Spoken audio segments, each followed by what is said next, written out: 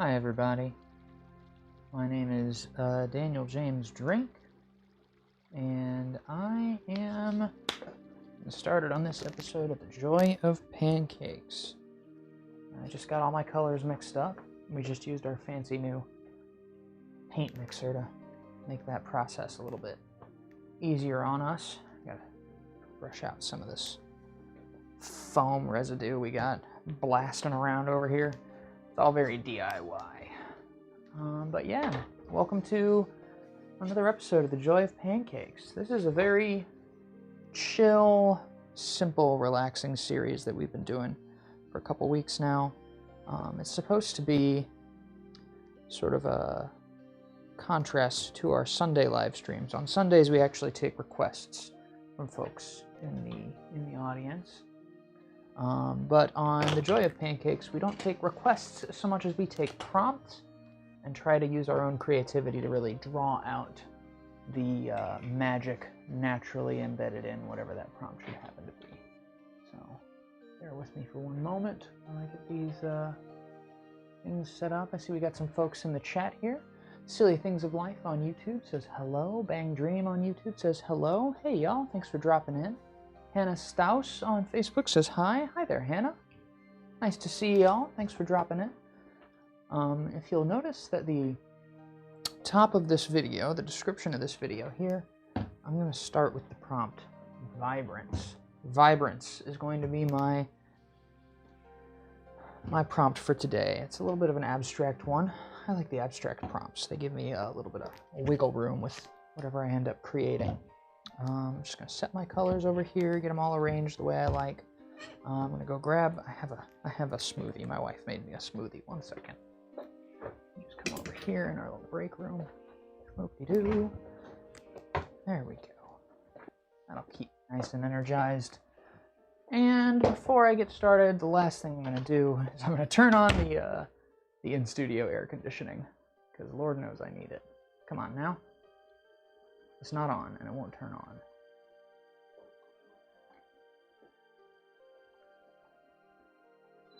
Hey, Noodle Princess, how you doing? See you dropping in there on Twitch. Yeah, sorry I missed y'all on Monday.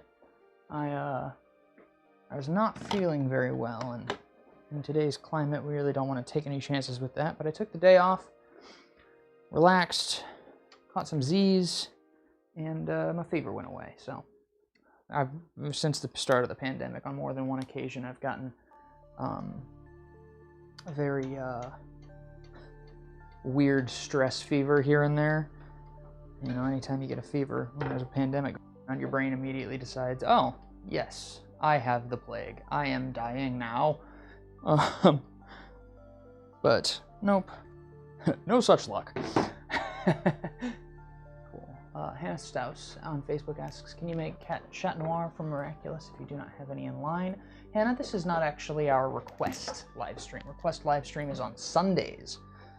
This is the Joy of Pancakes, and in the Joy of Pancakes I do freestyle long-form design, so it's much more of a sort of a follow-along ASMR vibe, you know? It's more of a hang out with me while I make crazy designs and not so much but if you do want to get something specific, please, by all means, check us out on Sunday.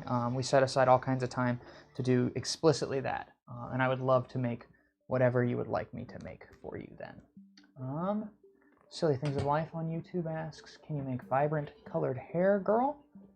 That's an interesting development of the prompt. I think I could do that. Bang Dream on YouTube says, draw what you want, virtual hug. Thanks for the hug, Bang Dream. Sending it right back to you. Purple Anubis and Sly Behemoth, good to see y'all. Thanks for dropping in. Yeah, I'm glad I'm feeling better too. Michaelia on Facebook says, same here, pandemic or not, rest up when you don't feel good. Glad you're feeling better. Thank you, Michaelia. I am also glad I'm feeling better. I think a part of it is that I've been working too hard to compensate for everything that's going on with our business model being completely derailed. You know, 6 years of being an events company, and then you can't, at this point it's kind of a joke how many times we say that on streams, but it's true. And so we've all been like trying to find a way to get blood from a stone and make our business continue to exist despite everything. And running ourselves ragged trying to do that. And since I started doing Joy of Pancakes, it's felt like a pretty valid avenue for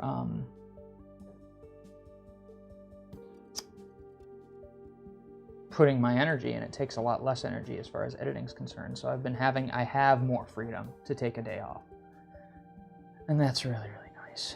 I'm gonna look up, let me think, Vibrant.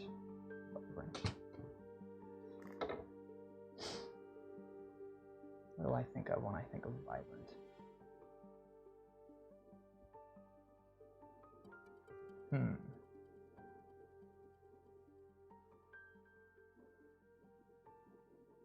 Drawing a blank here.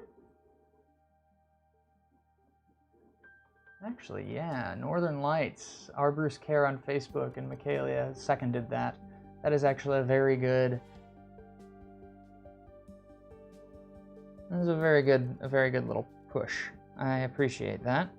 That'll give me an excuse to use a lot of different colors and do the sort of setting scenes that I like to do. So that would be awesome. Michaelia, just have him hang out with us on stream sometime. Shoot me a Facebook message. Let me know what your schedule is, and I'll make something work for you. I really appreciate you, so I wouldn't want to leave you hanging. All right, Northern Lights. We're just gonna get right into it. I'm not gonna overthink this too much. I've already thought enough about it, so I'm just gonna kind of start with something small, just a little building, a wide angled roof, like a ski lodge or something.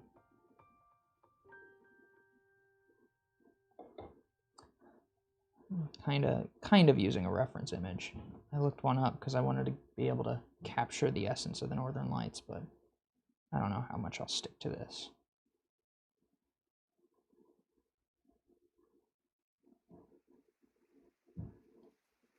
Nice big lake. See how that works.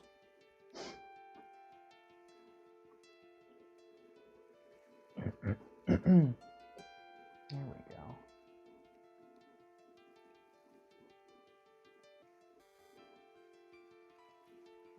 One of the things that we always say at Dancakes, and I particularly like to emphasize it when I do these Joy of Pancakes streams, is mistakes are delicious. I find it sort of creatively liberates me.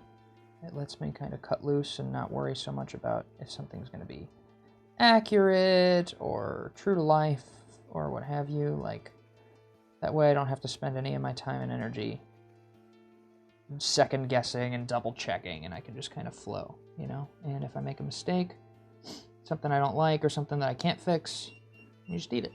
Mistakes are delicious, you know? What's up, Hank? Yeah, we got comments coming in from YouTube. Thanks, just checking the stream for me, making sure everything's working out over on our end. So the Northern Lights, I have lots of these beautiful blues and pinks and all kinds of colors I'm going to get to use there. It was a very good suggestion, our Bruce Care. Appreciate you making that. I think the first thing I want to do, well, there's this very interesting, especially in most photos of the Northern Lights, a very interesting thing that I'm going to try and capture is there's an element of perspective, because they're just it's such a massive phenomena, you know, like you think about it's taking place in the atmosphere miles above your head, and so looking at a horizon, the angle of the lights going up is going to be different over here than over here. So I got to keep that in mind and not overdo it. I'm going to just give myself some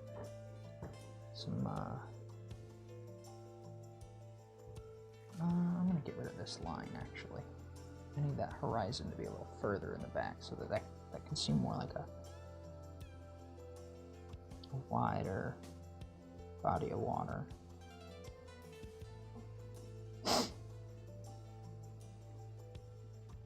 I'm going to have some low-hanging clouds over here. And they're going to be dark because it's kind of a dark scene.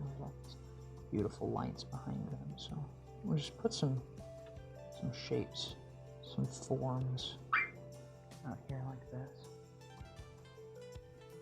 Let me get my phone. Rookie mistake. Our Bruce Care on Facebook says, I lived in northern Canada for a while, so they were a big part of my life. That's really spectacular. Did you ever find that they became mundane? You know, like, I mean, I can't imagine something like this would ever get that mundane. But sometimes I think about that, like when I go on a road trip and I visit, like I'm very fond of the Tahoe region in the United States. But I think sometimes, like, well, if I lived out there, would I ever get, would it lose its magic? And so, yeah, would you say that the Northern Lights are just as beautiful to you today as they were when you lived near them? Interesting question. Human beings can get used to anything.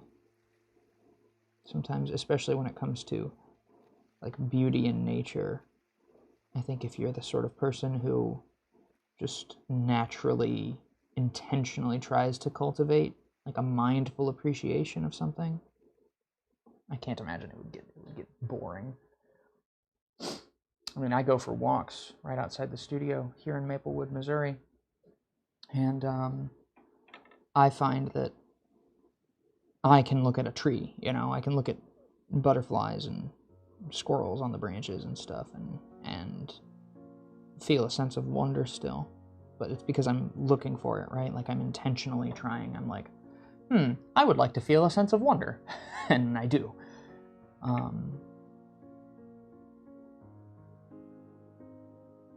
it makes me feel very good being able to experience any amount of nature, you know. And with all the wildfires going on in the West right now, I'm not sure how bad it is still. It was really, really bad for a minute. But I try not to get too despairing when I hear news like that, and I try instead to use it as a prompt to practice that sort of mindful appreciation, right? Like, this is a chance for me to go out into my front yard and say, wow, I can breathe the air. That's pretty cool. Not everybody can do that right now. Let me not take that for granted. It has helped my mental health considerably in the recent weeks. There's a lot to be terrified by in the news these days, and so any mindfulness practice I can cultivate is really just the bee's knees. Silly Things of Life on YouTube says, we in India can only think Northern Lights as magical and like a dream. Yeah, I bet. Well, I feel like most places, it's just kind of this...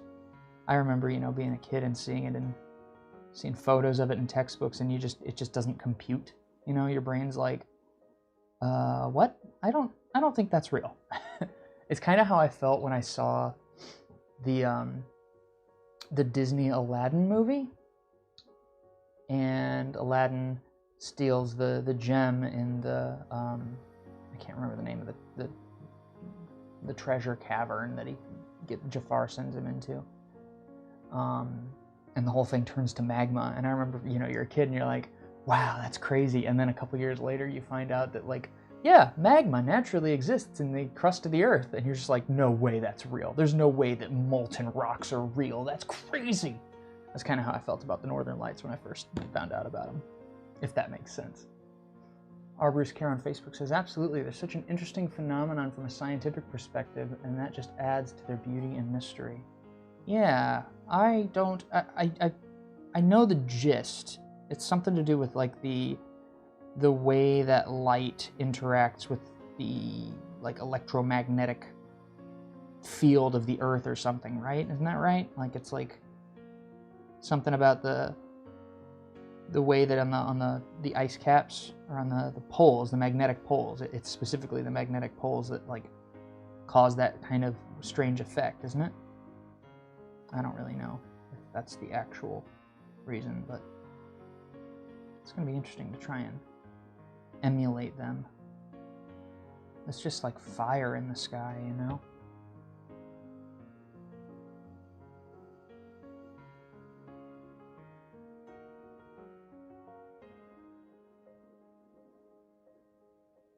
think the trick here is going to be to not use too much of any one color in any one spot. Just leaving lots of room for gradient builds around the edges, and to try and sort of create the illusion of it fading.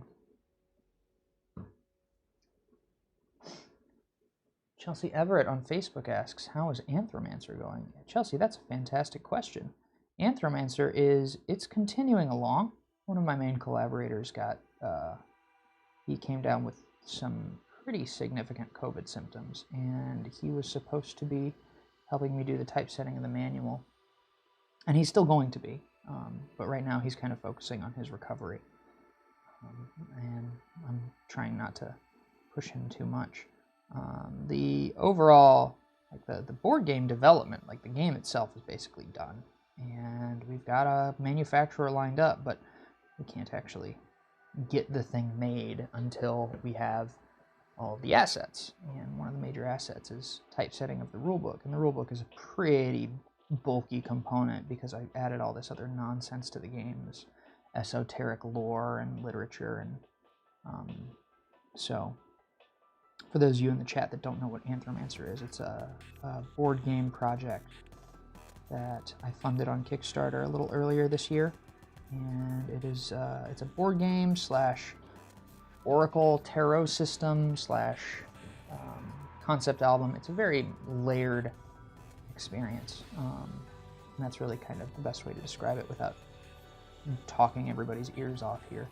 But we found it on Kickstarter in June, I think, and it's been slow developing it since then because, you know, we're almost done. We just need to get these final little components done, and it seems like the universe has decided to just throw things in our way, as the universe tends to do. But once all that stuff's done, everybody who backed the campaign will get the first edition copy of something I've worked on for 5 years, and I'm very proud of it. So.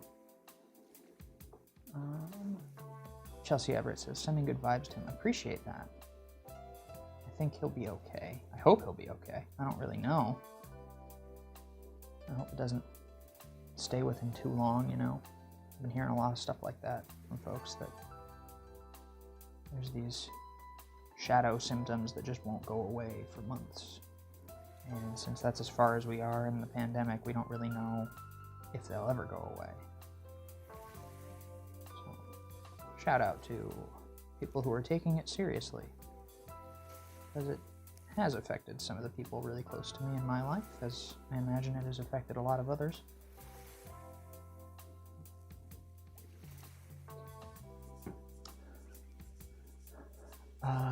Kaya Nakori Tete on YouTube says, how long is this? I only have 20 minutes. Kaya, I'm probably going to be doing this for at least an hour or two, so if you only have 20 minutes to watch, by all means, hang out, leave comments, be a part of it while you can, and it would be super cool if you'd check it later, too.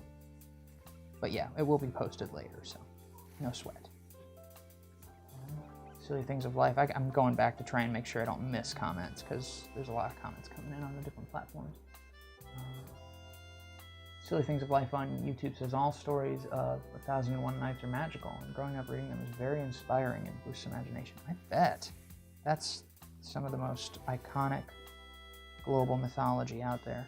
1001 Nights stories.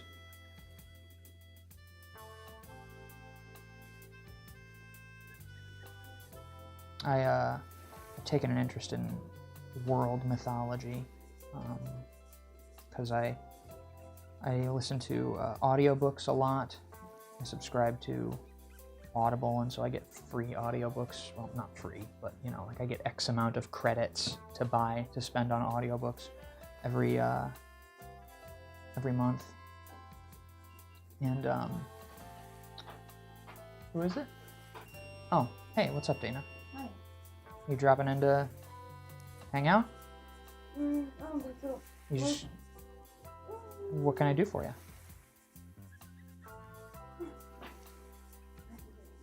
No, why did you come in? Can I provide you with some information? Did you ever send me a picture of Captain America? Maybe not. Can't quite remember. It would be in your email if I did. Okay. Here, I'll put it. Thanks, Dana. Okay. What was I saying? Are you taking a picture? I'm taking a story now. Yeah, that makes sense. Silly Things of Life asks on YouTube, have you ever heard of, is that Holly? It's the most vibrant festival you can ever think of. If you don't know, you should see it. It'll blow your mind. Is that the one with the powdered paint festival that I've seen? Because I have seen photos and it looks absolutely beautiful. That would probably be a very vibrant thing to draw. I'm wondering how this will all turn out. I'll be able to. If it'll just look like weird colored lines in the sky, or if it'll actually communicate the aurora, the northern lights. We'll see. Trying to get this.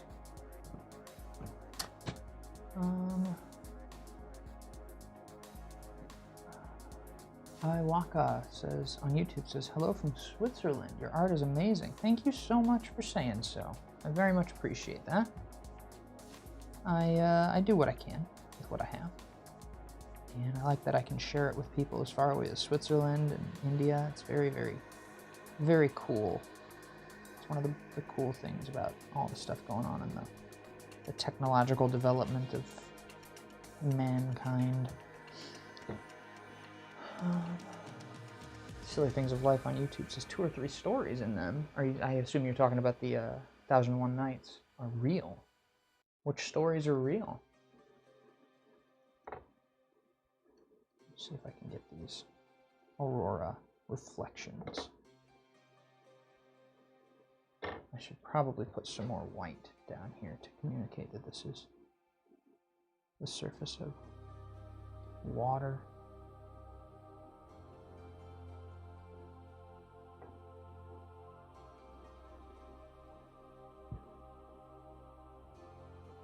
Not really sure how this will turn out. Of course, I never am. More often than not, I seem to be happily surprised with how my pancake art turns out, because I think, especially with something like an aurora, the northern lights like this, it can be very tricky to capture that kind of glow, especially with a limited palette like I have here.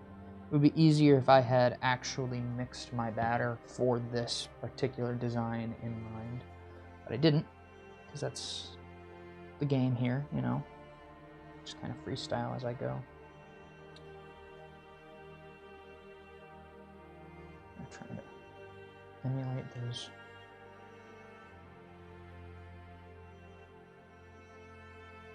color gradients.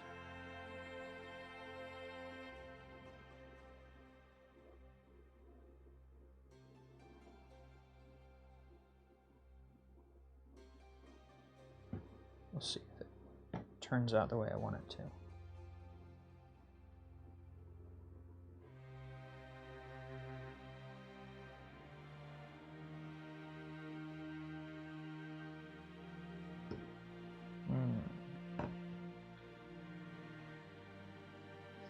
Becca Kennelly on Facebook asks, can you make a Jack Skellington?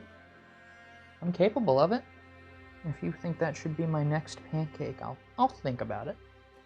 Folks who watch the Joy of Pancakes stream know that I generally tend to try and lean towards more abstract designs and requests, so that I can take more than one person's request and combine them with others. So things like Halloween, ghost, skeleton, a little bit more open-ended, and not quite so specifically branded.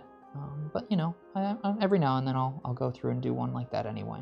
Like I'm really just trying to make it as interesting to as many people as I can. If you would really like a Jack Skellington and want to make sure that that gets made, that's what our Sunday request stream is for. So that everybody that wants to get what they want specifically can get that made. What am I going to do here? with a lighter. This is really kind of coming together. Becca Kennelly on Facebook asks, is that the Aurora Borealis? Yes. It's the Northern Lights was the suggestion to go along with my vibrant prompt. Get some texture over here in these hills. Just to sort of communicates sort of what's going on there. I'm gonna do my little canvas effect now.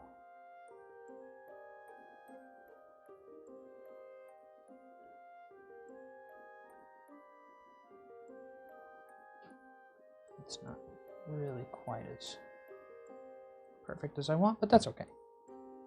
That's all okay.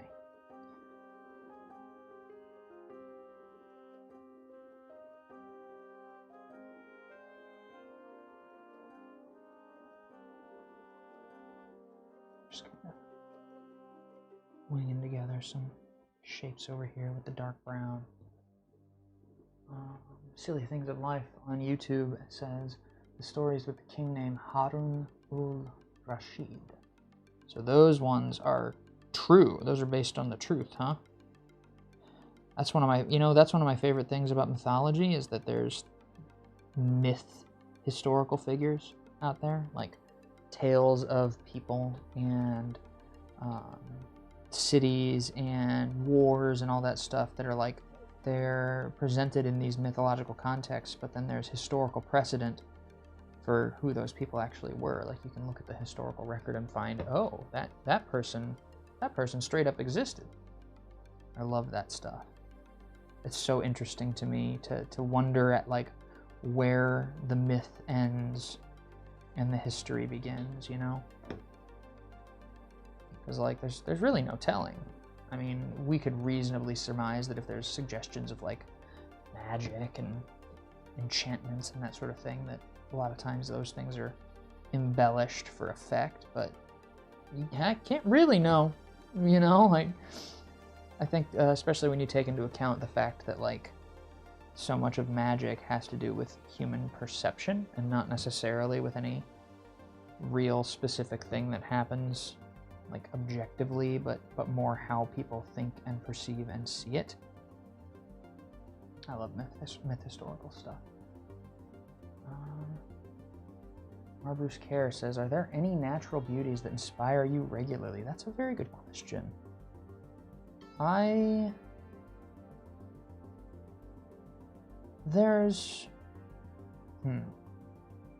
Well, I would say as far as the natural world is concerned, I love beautiful landscapes. Like if you have an opportunity to go anywhere in the world where you can visit a landscape that has essentially been about as untouched by human hands as you can get, such as like national parks are very good for that because they don't let people develop them, they don't let people build on them, specifically so that the natural beauty can be preserved. And the United States has a lot of really gorgeous national parks. And I hope we can keep protecting them because they're gorgeous. They're the sort of things, a person can look at that and find God. It's really magical. Lake Tahoe hasn't really been untouched by human hands, but it is beautiful nonetheless. Tahoe is, I think, my favorite place in the United States that I've had a chance to go. I love the climate, I love the hiking, I love the wildlife. I love that all the little towns that are nestled in the trees and in those valleys and around the lake are the way they are. It just gives me a feeling of home. I'm not really from Tahoe, but it's got that alpine feeling of like you're both secluded from the drama of other human beings and also there's grocery stores.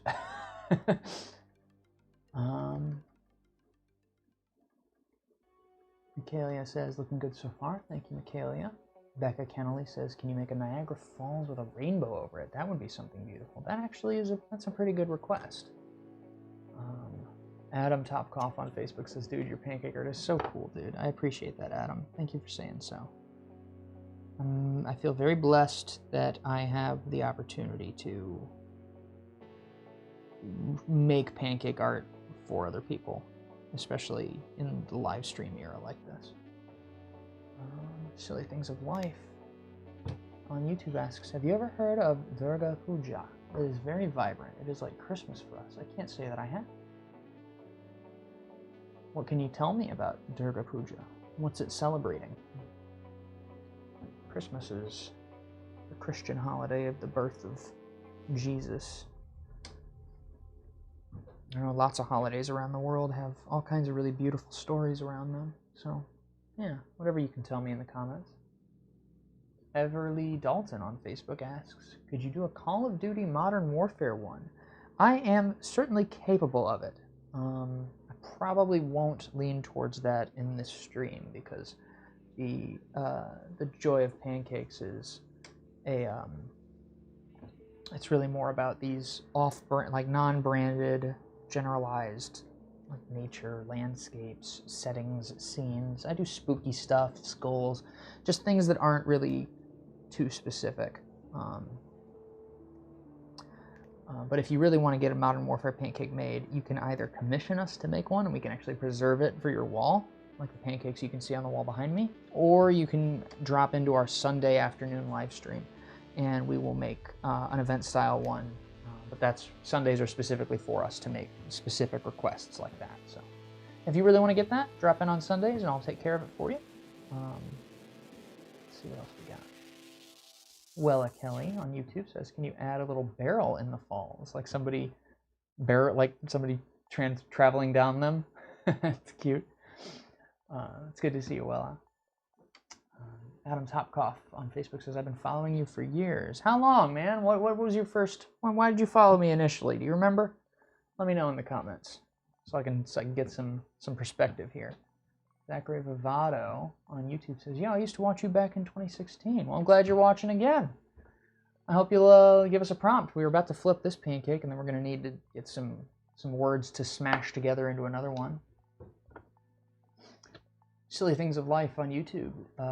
Going back to your Durga Puja, I hope I'm pronouncing that right.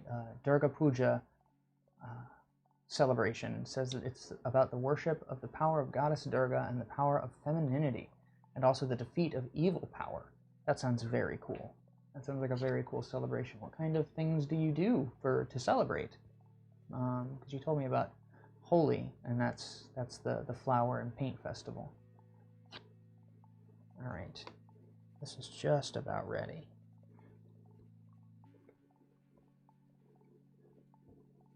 Oh.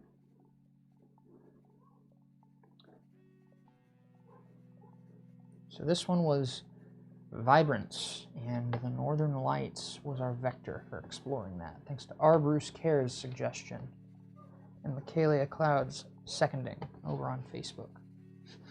So let's see how this turned out. Let's see if the Northern Lights lend themselves to pancake batter. I don't know how it'll turn out. Don't know if it'll communicate, but we will see. Ready, everybody? Let me go make sure that this is on the overhead camera so that it shows for everyone. There we go. 3, 2, 1.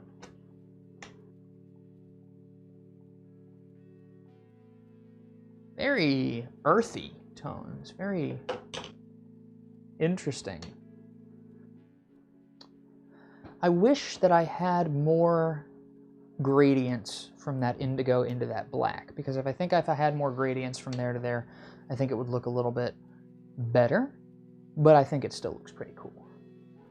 I think it looks okay.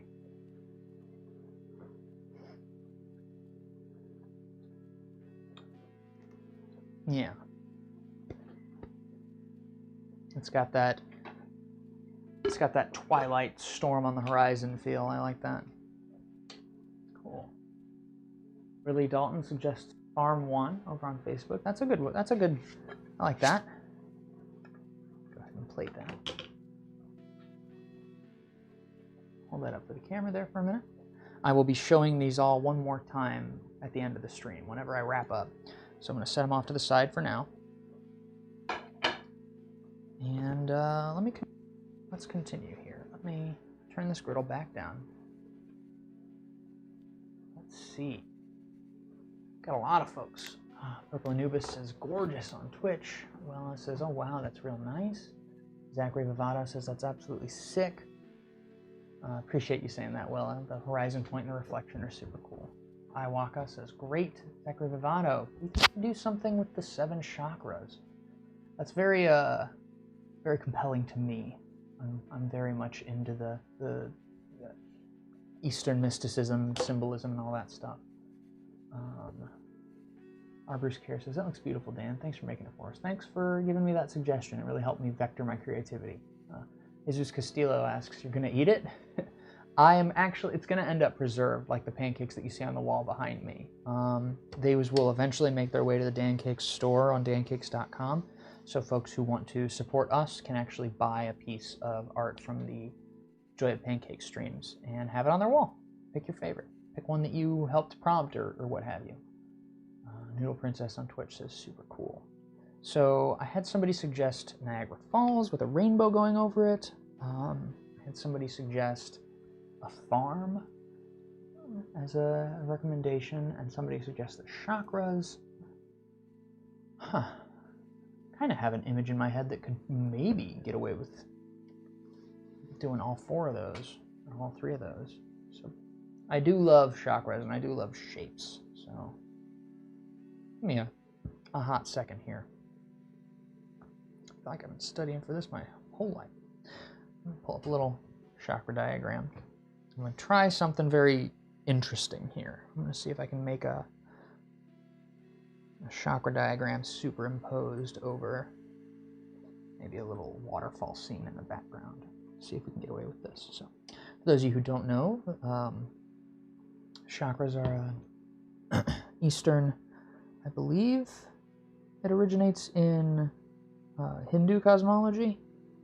It's the idea that the human body has energy centers. I've heard interpretations where there's way more than 7, but the general simplest idea is that there's 7 energy centers in the human body. They correlate to the colors of the rainbow and to important parts of your physiology and to the whole notes of a major scale in music and all these sorts of really beautiful symbolic correlations. And they're supposed to be, each one is supposed to be an energy center in your body that sort of governs. Make that a little bigger because I want to put shapes in them because I love shapes. I don't know if y'all notice I wear shapes around my neck all the time. But each one is supposed to govern your, like, an aspect of your life. So your solar plexus chakra, for instance, which would be an energy center in your body right around here, is often associated with things like ambition, your goals, your determination for the future, and that sort of thing. I became really interested in the chakras when I was developing my freaking board game, just because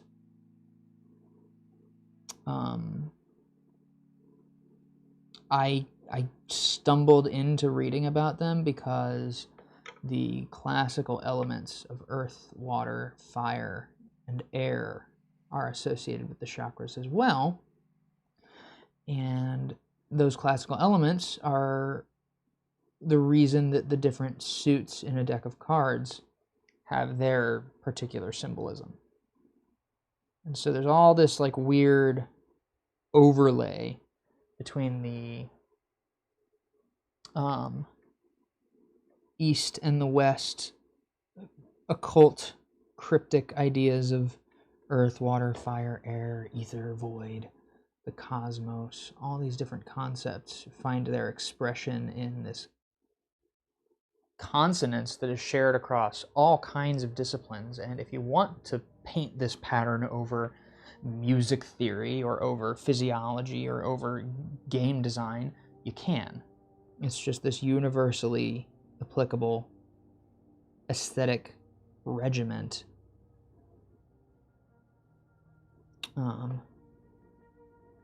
I got super into it for a while, and it kind of changed my perspective on a lot of things in the world, and on how art works, and on how the human mind works, and how influencing people's behavior, all kinds of different things. Blew me away, and more than anything, it's very pretty. That's the big thing.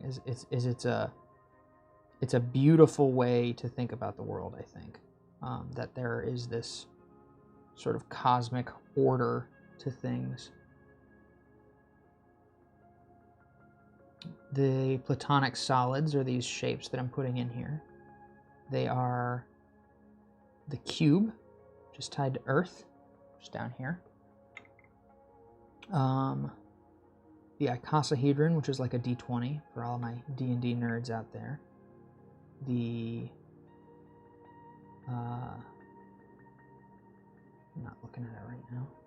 Tetrahedron, which is the four-side here, tied to fire.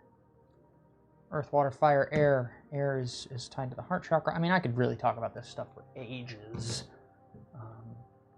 But yeah, Zachary Vivato on YouTube says, I think there's up to 8,000. Yeah, I've seen interpretations where there's like chakras all on your arms, and you have extra chakras above your head and below your feet, tied to like your connection to the earth and your connection to the stars and all these different things. And you know, that's all well and good.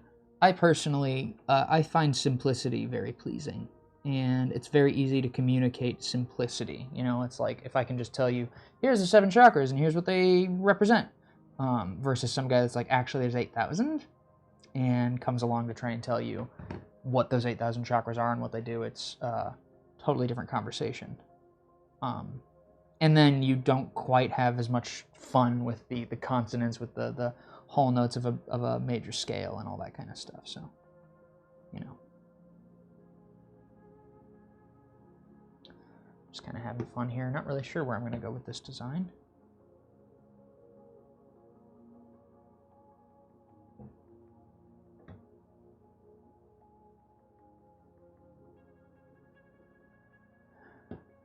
I think, personally, I think that there are some people out there that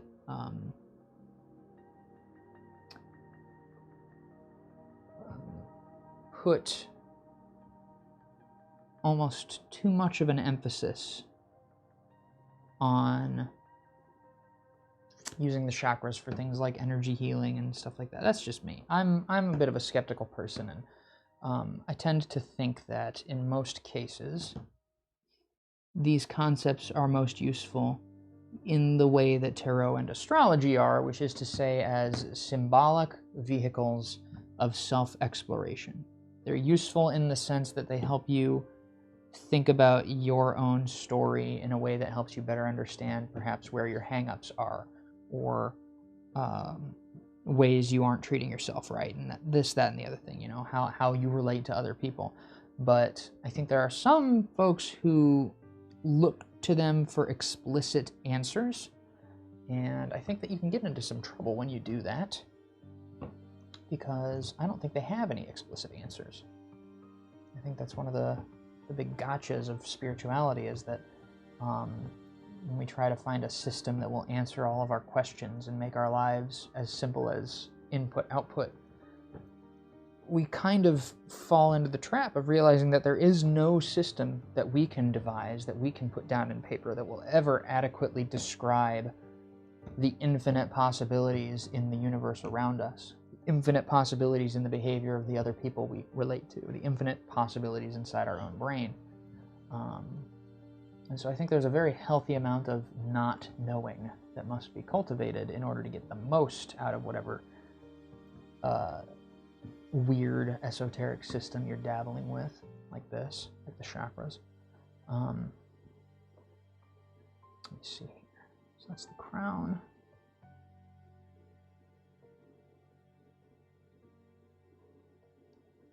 See if I can get these. The crown is at the very top of the head. The third eye, which is this one, is, I think a lot of people associate it with your pineal gland, which there's a lot of like really bizarre research involving the pineal gland and astral projection and near-death experiences and that sort of thing. The throat chakra is your throat. It's pretty straightforward. It's right where your voice box is, and it's associated with things like actions, art, power, manifesting your will in the world. And I think it's a really beautiful association for your throat chakra because of the power of language. I mean, that's the throat chakra is where your words come from if you speak. And if you think about what language, like what I'm doing right now, is I'm arguably influencing your thought by using my voice box. And we aren't really taught in most Western education to think about the implications of that, or to think there's any implications at all. We're taught to just sort of take that for granted. And I think we end up taking our voices for granted in a lot of ways. We end up not thinking about the harm and the good that our voices are capable of doing, because we don't think about them in a deep context like that. So you can do a lot of harm with your voice. All you gotta do is say some mean stuff and hurt somebody's feelings, and you change the way that their life unfolds. You know, you can give somebody some kind of trauma that they never resolve, and they end up, you know, later on getting into politics or something, working their karma out on the rest of us. So I think there is value to thinking about these sorts of weird spiritual concepts that I think a lot of folks sleep on, right? Because we're not taught to. We're taught to think that it's all nonsense. And to be fair, I think there are a lot of people out there who sort of peddle it as such, who lean into it being this. I think there's an impulse for a lot of folks that find value in this to try to rationalize it using the logic of Western science. They try to find ways to say, oh, I can actually change my DNA by meditating, and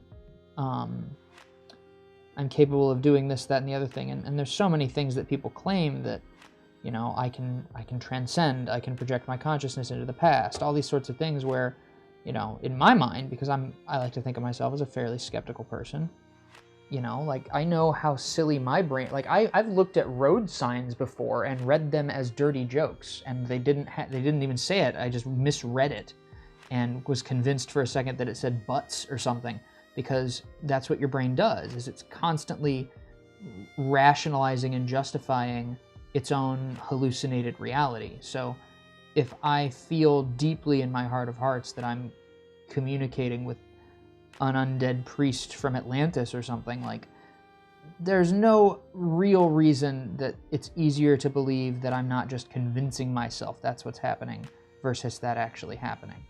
And I think there's a lot of people who get a little high on their own supply when it comes to this stuff, because it just sounds so cool. Like, wow, I meditated and I lived a life 1,000 years ago, and it's not to say that there's no value in those experiences. It's more to say that I think we really need to understand how flimsy and fleshy our brains are in order to get the best value out of those experiences, in order to not succumb to self-delusion and walk away from the experience thinking that something that is not true is. I don't know if I'm just kind of rambling now. The Noodle Princess, I missed some of these comments, so you'll have to forgive me, y'all. The Noodle Princess on Twitch asks, what is your necklace? You always wear the same one. My necklace is actually, it is a symbol from sacred geometry, which is all the shapes I drew in the chakras here are, it's basically, what's the easiest way for me to describe this? It is a school of thought where you can look at mathematics and you can look at the way that form and shape emerges from simple designs to evoke a sense of order in the universe. Like, there's all this consonance in the laws of physics and in the laws of mathematics that emerges in human physiology. And, you know, you get things like the systems, the chakras and stuff like that. I'm probably not doing a very good job of explaining this, but Metatron's cube is one of the most widely recognized symbols of sacred geometry because it's a shape in which all of the platonic solids can be found. And in order to really explain it, I'd need to actually do like some sacred geometry, and maybe I'll do that for my next pancake. I don't freaking know. just kind of, we're just riffing here. But the gist of it is that the 5 platonic solids, that the ones below here, they are the only shapes mathematically that have a form of perfect symmetry, where they have they're these 3-dimensional shapes that have identical polygons as each of their faces. There's no other like shapes that you can create that have those rules intact, where they have identical polygons as each of their faces and identical angles, and for like it's perfect symmetry. Every single face of it has the same attributes on all of its corners, axles, whatever the words are. And there's only 5 of them that are possible: the cube, the icosahedron, the tetrahedron, the octahedron, the dodecahedron. Now, incidentally, the polyhedral dice people use to play Dungeons and Dragons. I'm going to look up Niagara Falls, because I think that was a very cool idea somebody had. Niagara Falls, if I remember correctly, yes, it's kind of a basin. It's got kind of this, like, let me see. I need to create some... How am I going to do this? I'm going to go ahead and outline this figure in black, because I need to create enough contrast that you can recognize what's going on here if I should happen to do this waterfall in the background. So we'll see. Hold back a sneeze here. Whoa! Allergens are like crazy in St. Louis right now. Zachary Vivato on YouTube says, that's true, no one's all-knowing. Becca Roberts says, hey Dan, can't stay for the stream today because I'm swamped with grad school homework, but I wanted to pop on and say hello. I really appreciate you saying that, Becca. I hope that I managed to reply to your comment before you vanished. If not, the next time I see you in a stream, I will say hello. Adam Topkoff says, what was the hardest piece that you made? The hardest piece that I made? That's an interesting question. It's interesting because it depends on how we measure difficulty. Because as I've gotten better as an artist, I'm able to do more elaborate pieces faster and with less effort than they used to take me. I think the one that would be the most appropriate answer is Bill Hader. We actually made a funny YouTube video out of it because I struggled so hard to draw Bill Hader's face for whatever reason. Maybe it's because he's normal looking or something. But there's actually a YouTube video of me making that. And I am feeling better. Becca on Facebook said, I hope you're feeling better today. Silly Things of Life on YouTube says, do you know the myth about the third eye? It came from Lord Shiva and Goddess Durga. I don't know a lot of the chakra mythology. I've really got a surface level understanding of it that I kind of took and ran with, like, you know, like a colonist. Night Frost on YouTube says, hi, I thought I'd pop in to say hi. Thanks for saying hello, Night Frost. I appreciate that. Well on YouTube says, love it when you ramble. Zachary says that was a good ramble. I appreciate that, y'all. Purple Anubis says, sips coffee and learns about sacred geometry. Today's a good day. That's awesome. Willa says, oh, I was hoping you'd combine these two. Yeah, I think this is going to be a good one. I feel like the basin of the Niagara Falls can kind of wrap around like that. I think that would be really cool. Adam Topkoff on Facebook asks, what's your favorite? And it has to be one. Ooh. What is my favorite? I'm going to go for... I have more than one. But for this response, I'll say I did a pancake of the Joker from the new Joaquin Phoenix Joker film. The darker one. And it was probably one of the best pieces that I'd done as far as color fidelity, accuracy to the piece. It was the first preserved pancake we sold too, which was a very cool little side thing there. How am I going to do this? We're going to say,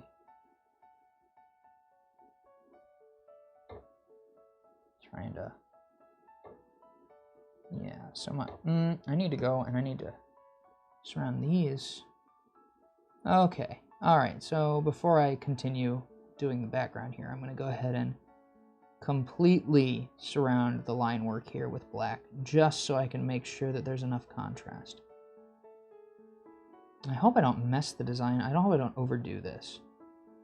My concern here is that maybe I'm not trusting myself enough, and that maybe this stuff would show through anyway, but either way, mistakes are delicious. So I'm just going to go ahead and go around all the lines with black completely and see if that holds to what I'm trying to get it to do.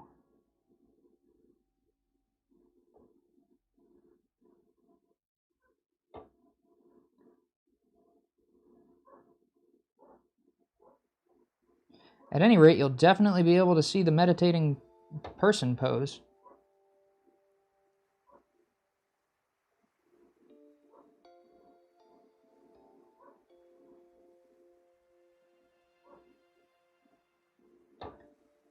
So we'll see.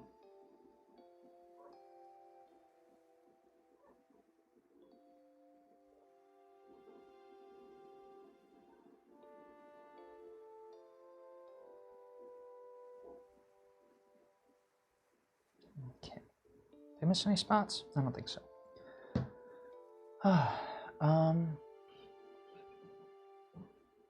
Let's see.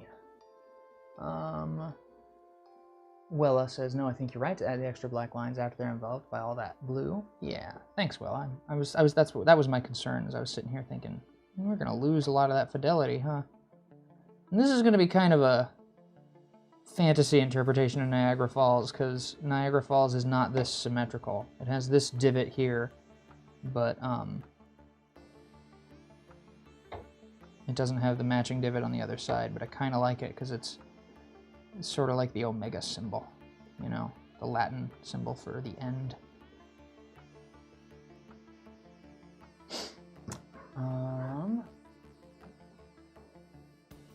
Silly Things of Life asks, can you have add a rising sun behind the outline of the man? I can probably do something like that. We could do like a sunrise behind it. That could be really cool. Adam Topkoff asks, what temperature do you put on without cooking the batter? I actually keep my griddle just about off when I start most of my designs, because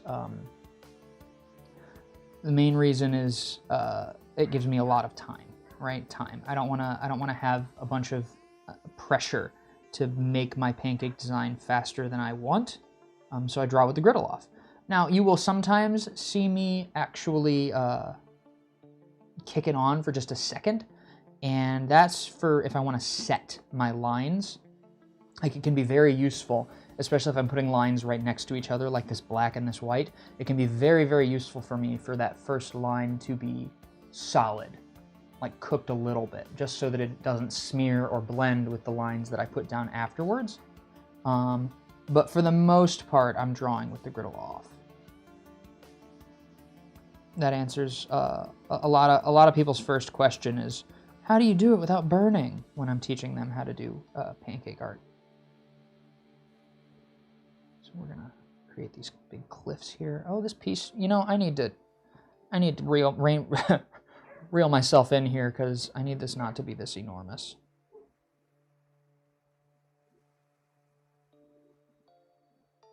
Yeah, that's gonna be big. And that's a really oblong circle. Need to portion that down a little bit, smear it around.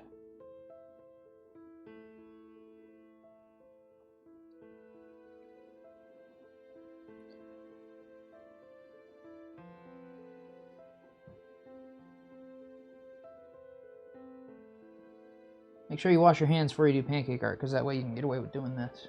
I mean, I'm not really serving these to anybody, but still, it's a very good habit to be in. Okay, I think that's probably... It's still a little bigger than my last one, a little bigger than I usually make them, but I think it's going to be a cool design, so...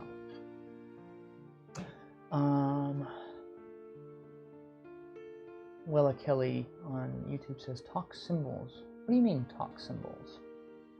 Silly Things of Life on YouTube says, it's 1:30 at night and your art and this conversation is keeping me awake and I'm loving it. Well, I'm really glad that you're watching and I'm glad that you're entertained. I hope you get enough sleep, but also I appreciate that you're hanging out here. Adam Topkoff asks, is your towel like your guide? I use the towel for 2 reasons. One is it's nice to have a towel around. Well, 3 reasons. 2, because when I set my pancake lines, even if I turn the griddle on for just enough to set the lines, it can still get hot enough to hurt me. So this is a great way to make sure I don't I like to, you ever try and draw without your hand resting on the surface? Kind of a pain in the butt because you have all this extra weight of your whole arm that you're trying to control rather than just the weight of the pen or pencil on your hand. Being able to rest my hand and knowing I'm not going to burn myself is the main reason I have the towel. But I also find that if my hand is just on the griddle, it doesn't slide as cleanly as the dry towel will. So if I really want to do a smooth line, it's nice to have this dry towel that lets me just slide around without taking my hand off the griddle. So there's a lot of reasons for the towel, but those are the main ones. And I hope you do try out pancake art. Oh, Wella Kelly says, I like the symbolism of shapes, the note of the omega, very interesting. Yeah, I was kind of thinking I don't know, it just felt right to do it that way. It didn't feel appropriate to have it double back the way the actual falls go. So I'm cheating. Because there are no rules. Where we're going, we don't need rules. Let me see. I need my dark green and dark brown. We're going to do some... Looks like we got some foliage building up over here. We'll match it over here. Just some land and some trees. I find that especially on distant landscape stuff, you can get away with just kind of winging it entirely. I know trees are kind of pointy, so I'll just drag some points up like that, kind of Bob Ross would do that stuff a lot, right? That was a lot of what he did as a painter, was he just showed you physical techniques you could use to create the illusion of detail. That's the term I've heard people use to describe it, where I'm not actually going in and painting the individual trees. I've just learned that if I just cram some strokes up, it kind of looks like trees. So, you find little ways to make your life easier and make it look like you really know what you're doing, but you really don't. I mean, I guess you understand that nobody knows what they're doing, and in that sense, you do know what you're doing.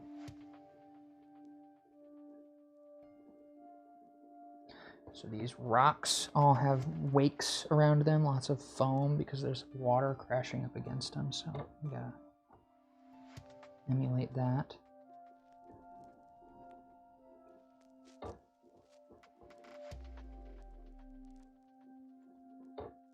And we're gonna have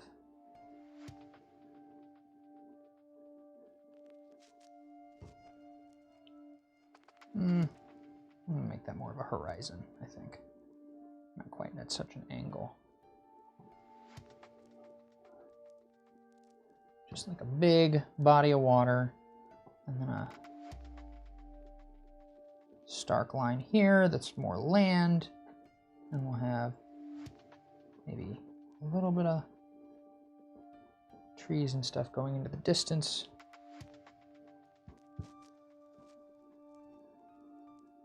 Just kind of winging it.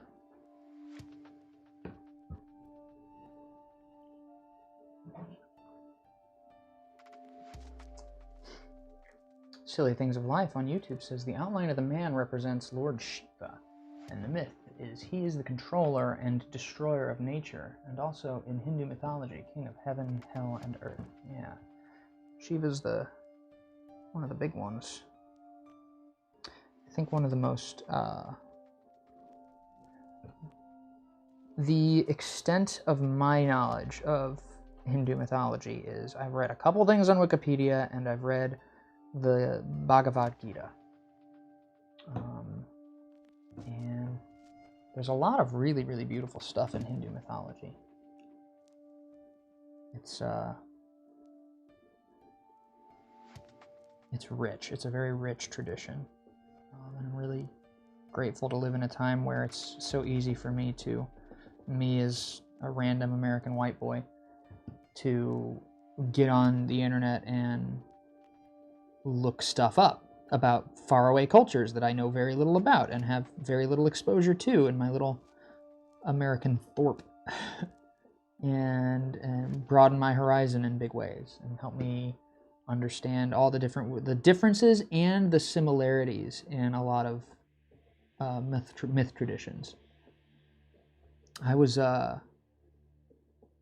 driving home from the studio with my wife Hannah the other day, and we've been playing through this video game called Hades. If anybody in the chat has heard of this video game, or if you haven't, it's a very good game. I'm enjoying it a lot, and it draws a lot on Greek mythology. You play a character named Zagreus, who is the son of Hades and Persephone, and he's trying to break out of the underworld, and his dad Hades is like, no, you can't do that. And but there's all these other, they did a really good job of drawing on a large array of supporting characters from classical mythology. And the thing that stood out to me was Hannah was telling me the story of Orpheus and Eurydice. And Orpheus is like this legendary musician who Apollo, the god of the sun, gave Orpheus an enchanted lute. And so Orpheus could play this music that was so beautiful it could prevent the sirens from crashing sailors onto the rocks and all these sorts of things. You know, mythology, it goes crazy. But the thing that really, how am I going to do this? I want to do a sunset, right? So we'll do,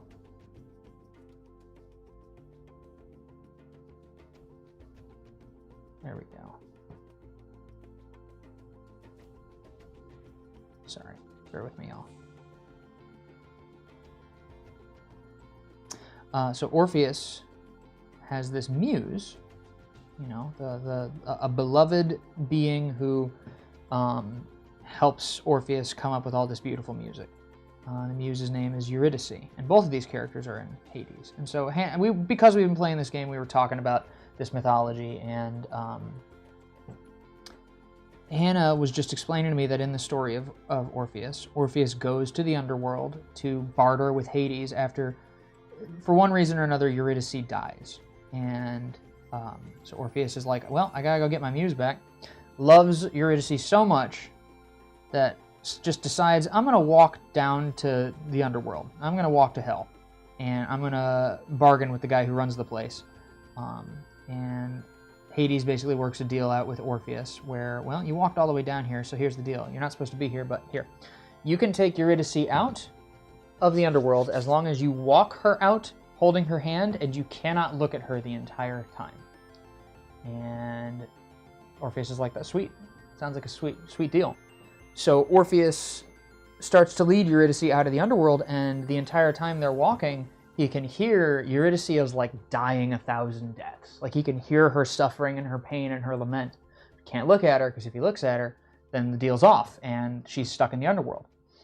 And so walks all the way back out of the underworld, and when Orpheus crosses the threshold into the land of the living, has such a feeling of relief and joy, and decides in that moment, without even thinking about it, to look back at Eurydice and you know give her a, like, we're almost there, just one more step. And in that moment, he breaks the deal, and Eurydice is sent back to the underworld.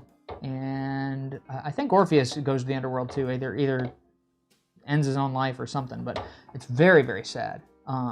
But when Hannah told me that, when she explained the myth of Orpheus to me at length, I realized that that's almost identical to a story I heard from Native American mythology about the figure Coyote.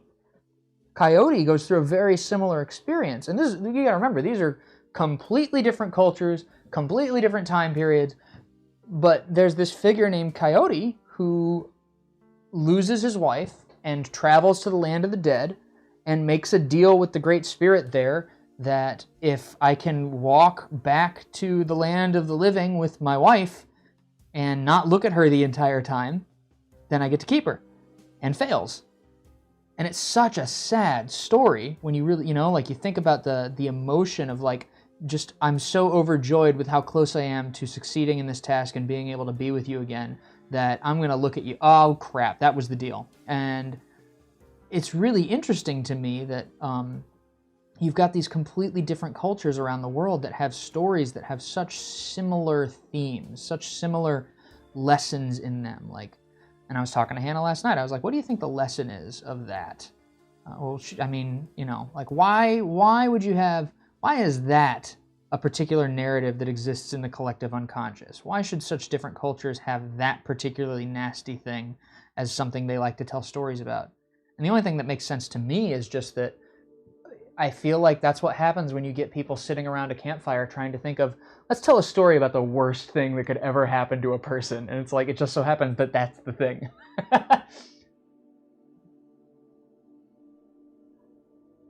Let me see. A Noodle Princess says, yeah, Orpheus' story is so sad. It is. It's very sad. And Silly Things of Life says, for a fun fact, there's many similarities between Hindu and Greek mythology. And from what I understand, there's actually a lot of similarities between, like Sanskrit and Latin share a common linguistic ancestor. So, which implies that, like, you know, I mean, obviously, I feel like most anthropologists know this pretty straightforward, that the people in, like, we are all descended from common ancestors and stuff. But that kind of blew my mind, that Proto-Indo-European is it's like a lost language that has a lot of, like, there's a lot of linguistic similarities between ancient Eastern languages and ancient Western languages. And I remember learning about that and thinking, that's crazy. It's amazing to me how much is going on in human history that we don't talk very much about, we don't think very much about.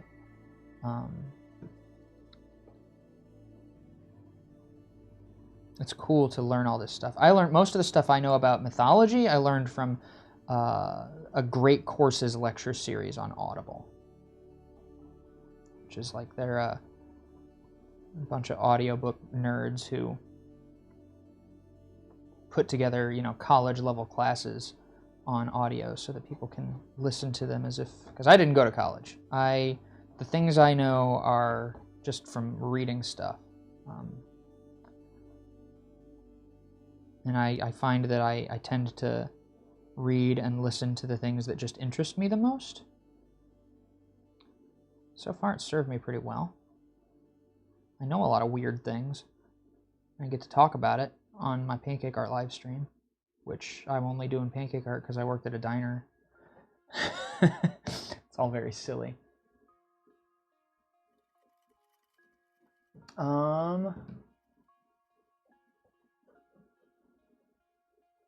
Adam Topkoff on Facebook says, I have to say your storytelling is really entertaining and really informational too, if that makes sense. It does make sense. I appreciate you saying that. I've had some folks have been giving me some really positive feedback since I started doing this live stream thing, and it makes me feel very validated. And I intend to continue to, like I said, I read a lot of weird stuff, and it's cool to have a place to talk about it where people are interested, you know. Because I mean, I have to be real about the fact that, like, I think it's hard to, what am I trying to say? I have written things. I spend a lot of time writing. I write a lot about my opinions and ideas on Facebook. I write a lot about my opinions and ideas. I actually have a manuscript I carry around in my backpack that I don't know if I'm ever going to do anything with it. And it's not about pancakes. It's about all this other stuff I think about and read about. And that it's not very easy to find an audience that's interested to start listening to these sorts of things just on their own merit. So it's interesting that I'm finding this opportunity to talk about these things that I'm really passionate about because I have the excuse of pancake art, right? Like, and that's silly, right? It makes me very happy, I suppose, to share these things and find that people are enjoying that I'm sharing them, you know, making the pancake art, like watching the pancake process a little bit more engaging, a little bit more interesting. Because like, oh, look at this nerd. What's he talking about? Sacred geometry? The myth of coyote and this, that, and the other thing? Weird. Sign me up, chief. It's like, it's just, I guess it's funny how the world works. We're almost there. I'm going to do some indigo, I think, for the water up here. And we'll see how this turned out. This is a very elaborate one. I don't know how long this took, but this is, there's a lot going on in the background there. So hopefully the subject is crisp enough. The meditating guy is crisp enough that it's not a big deal. But we'll see. Do a nice little border here. It's a big one.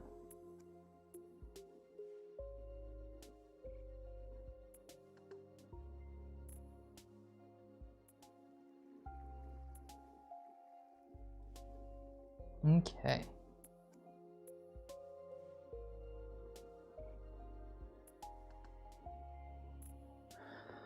Kick that on. Noodle Princess on Twitch says, we love Dan lore time. I'm just gonna stop shaving entirely and just start aging rapidly so that I can just be a cryptic old man. I'm just, gather around, kids. I'd like to tell you about the time that Mark Zuckerberg was a dark magician.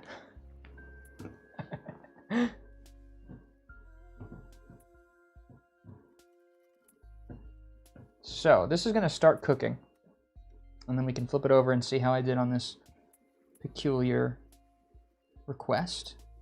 And while it cooks, we can chat about it. We can chat about some other request ideas y'all might have. Prompts, words.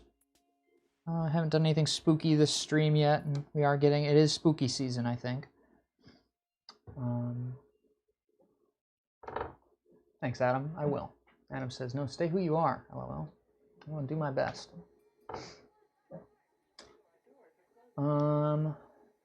Yeah. What color did I use the most of there? I think I'm almost out of blues and stuff. Purple Nubis says, I like the sacred geometry idea. Okay. Darlene Boggs on Facebook says, this is freaking amazing. Sacred geometry idea. Like, I could actually, yeah.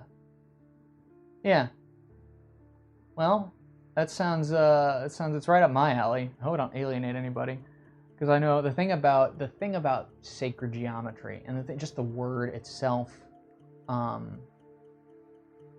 Just anytime you talk about something being sacred, I think there's a lot of people out there who it raises their hackles. You know, it makes them apprehensive because there's like a paradigm that you're supposed to talk about things that are sacred or spiritual through.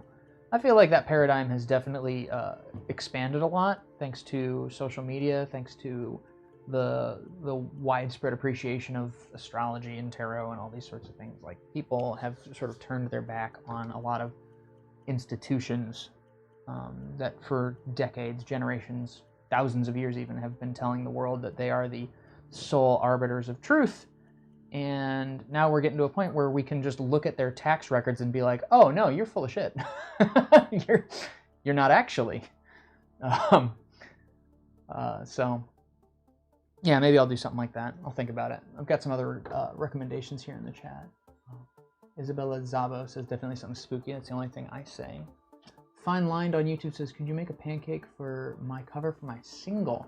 That's something that you're probably going to want to reach out to us outside of a stream for, because we could totally do that for you, and we could work out, that would be something that I would actually want you to pay me for, because that would be, you know, if you're going to be promoting something that you made with it. But I like to think that our rates are pretty reasonable, so if that's something you'd really like to look into, we can not only make it for you, we can preserve it, and you can have that as like a memorabilia of your single. We had somebody reach out and do that for us a couple weeks ago, and it felt really cool. It felt really cool to be a part of somebody's story like that. So, but yeah, I won't do it on this stream. In this stream, I'm going to do something a little bit more open-ended and all right, this one's almost flipped. Y'all ready for this?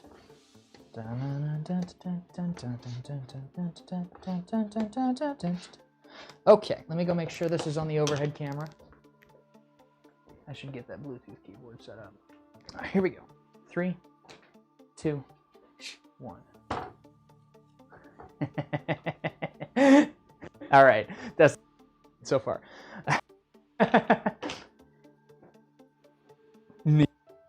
Okay, yeah, I'm gonna snap a picture of that. Here I go, making cool stuff. I like that a lot.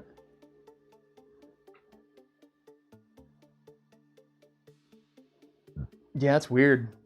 Weird stuff, man.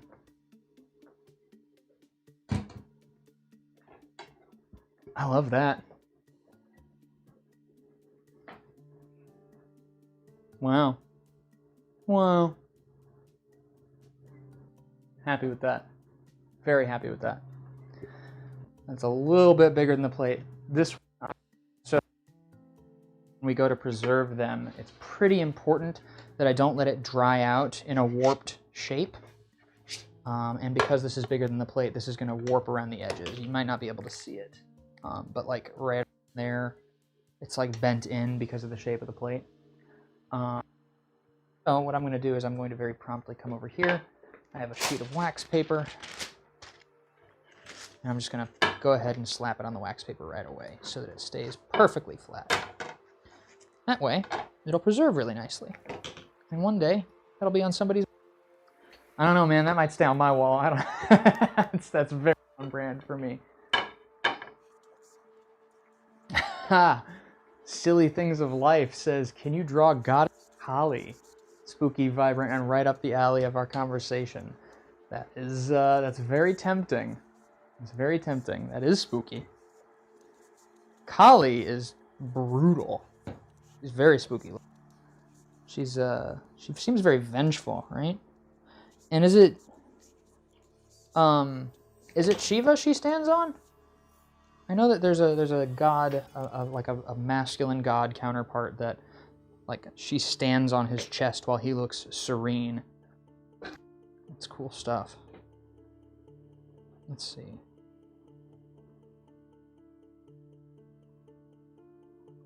Classic.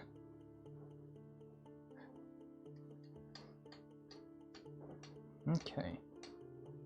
Oh, I need to turn my grill back off. Pull this down. Yeah, it is very good. I outlined that figure in black.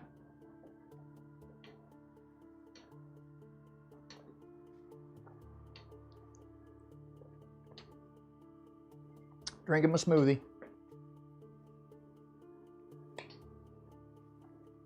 I'm gonna go stick this back in the fridge because I'm not gonna have time to really enjoy it until after the stream.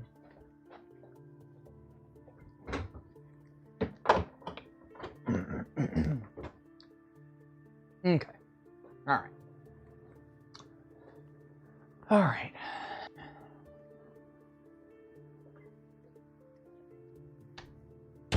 Now there's a couple of different collies I can do.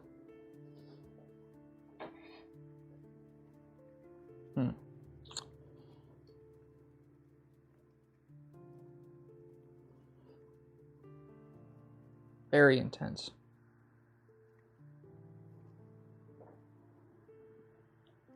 All right, I'll just pick one. I'm gonna pick one where she doesn't have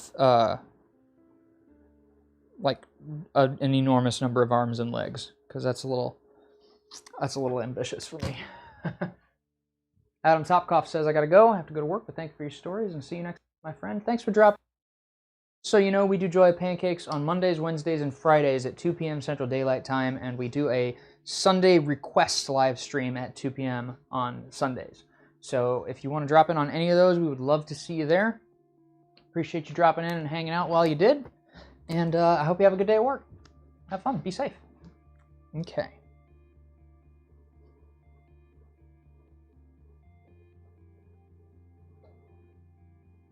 Yeah, I'm gonna do Silly Things of Life. I'm gonna do the one where she has 4. She's got the open palm. She's got the, it looks like a dish. She's got somebody's head, and then a scimitar, a sword. Whose head is that?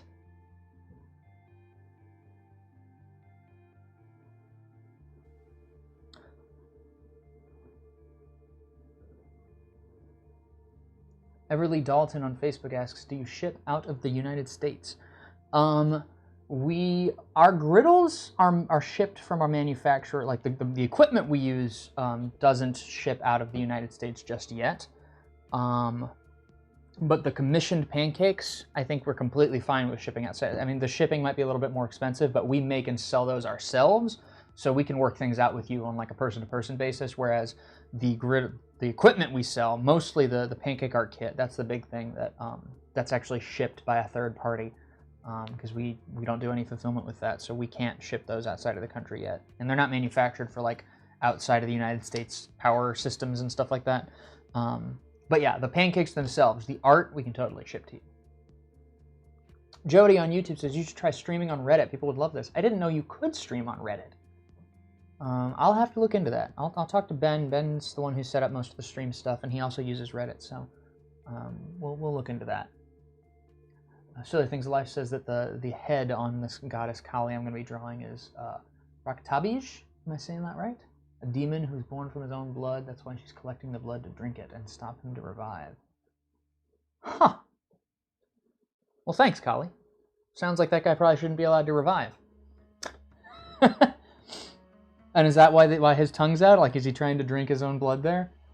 This is very funny. There's a sense of humor to like these dark mythological artistic renditions of gods and goddesses. All right.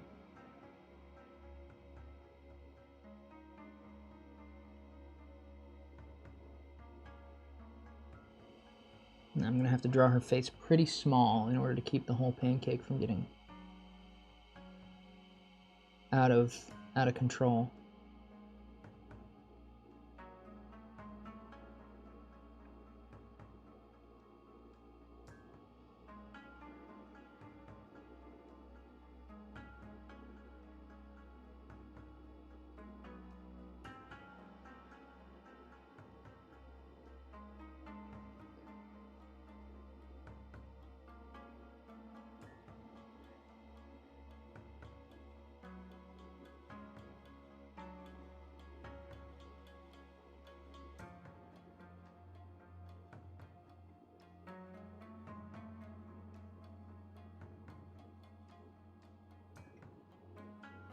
A lot of detail on this one.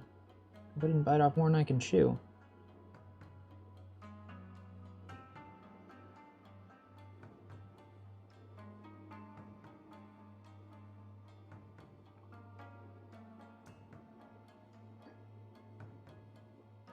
This is cool though. I don't normally get the opportunity to do something like this long form. Like, this is the sort of thing that I probably would not have thought to make on my own time.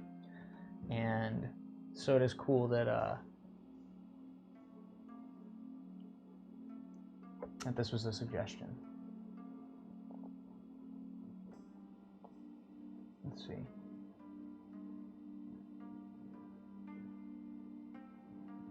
Jody says, yeah, you can stream on Reddit now. It's been a year, I think, since our pan was created.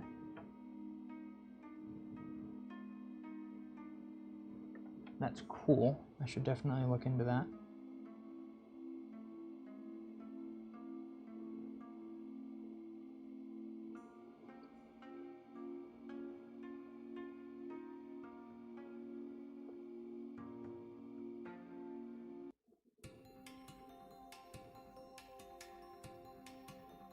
Everly Dalton says, you should do the Headless Horseman. That would probably blow my mind. LOL, I paint and do art myself, but you're mind blowing me right now. Well, I'm glad you think so. The Headless Horseman is actually a very good request. That's another one of the ones that I haven't really given much thought to it. Do these eyes brown. That would be a pretty good one. I think if I have enough time to do a fourth one, then that would be a good one for it.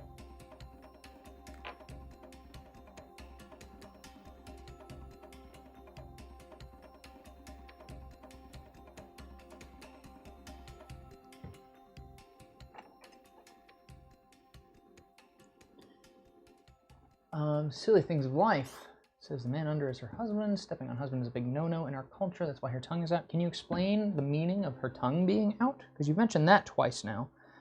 And I did not know that there was a symbolic meaning of the tongue being out related to. Is it her just like mocking? Just like, oh, this is a no-no and I'm doing it anyway. In your face.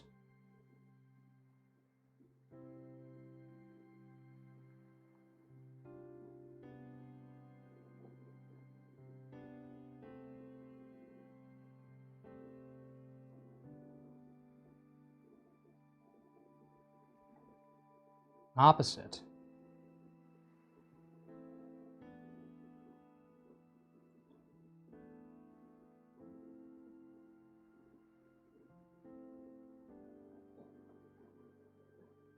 Out of shame and guilt.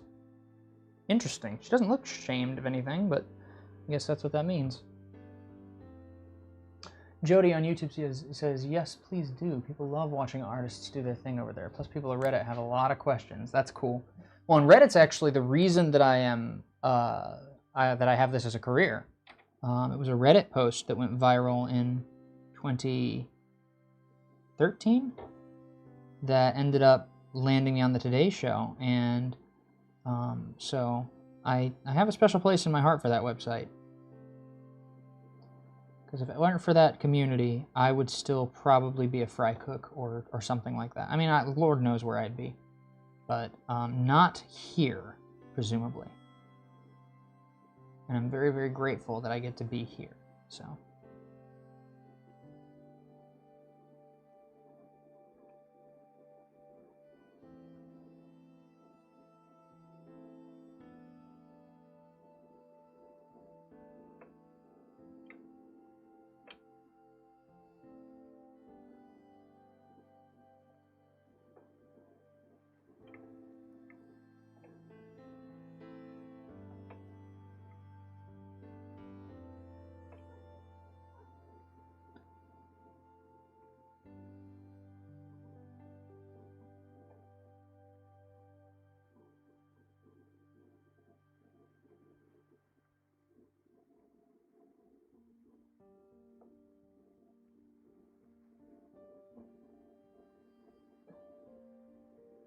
Let's see.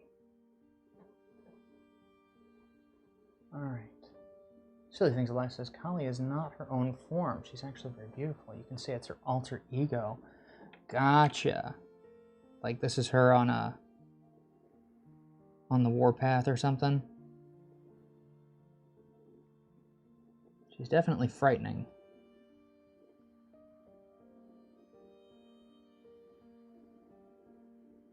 I'm very fascinated by the work of Carl Jung, who he did a lot to. He talked a lot about how in all kinds of different mythological stories and divine cosmologies and that sort of thing, that he found that it seemed like people were expressing fundamental human truths through the way that their symbolism manifested. So you can learn something about like the psychological profile of a culture by looking at the way that they happen to animate goddess mythology or husband and wife mythology, king and queen mythology. Jody on YouTube says, well, you should do an AMA, ask me anything. Most celebs do that.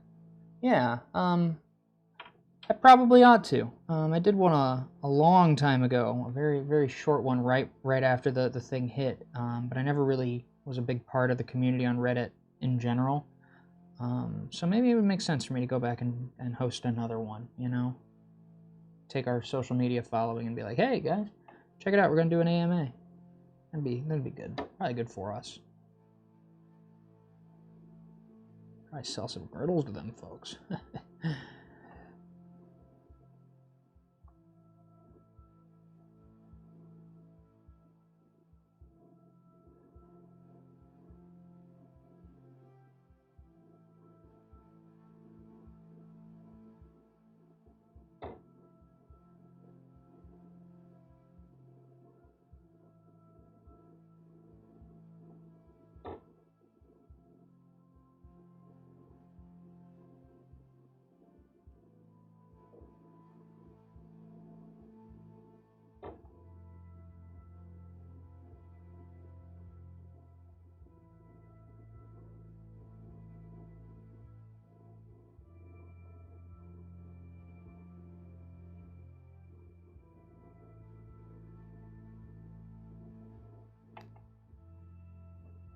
It'll be an interesting one. Silly Things of Life says she represents what happens when nature gets, when the nature, or when nature gets mad, right? Like, yeah, that would make sense.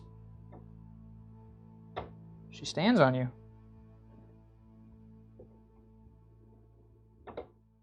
Oh, and her, I gotta make sure I get the necklace of skulls.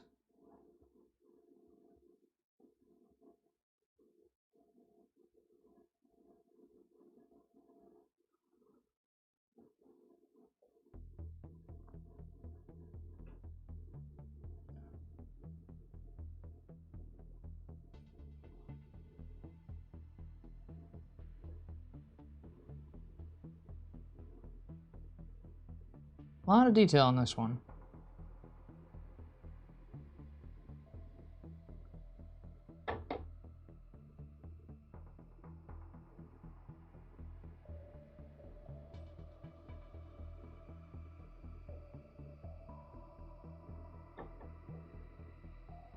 And a skirt of arms. Just dismembered arms and hands. What a fashion statement. Gotta tell you, Kali, you're very much, it's very much a vibe you're putting off here. Like, don't mess around with me, because I'm literally wearing the limbs and heads of people that do.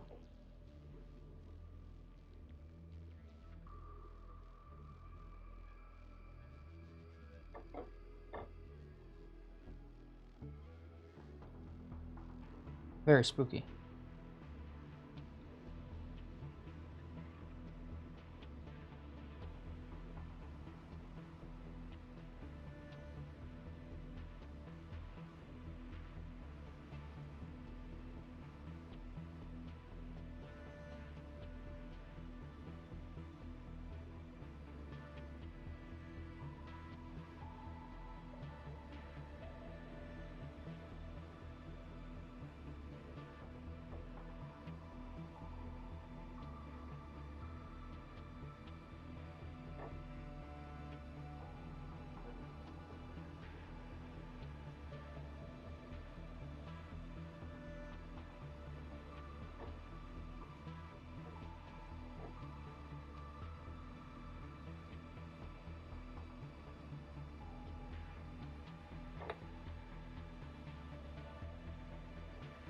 One more arm.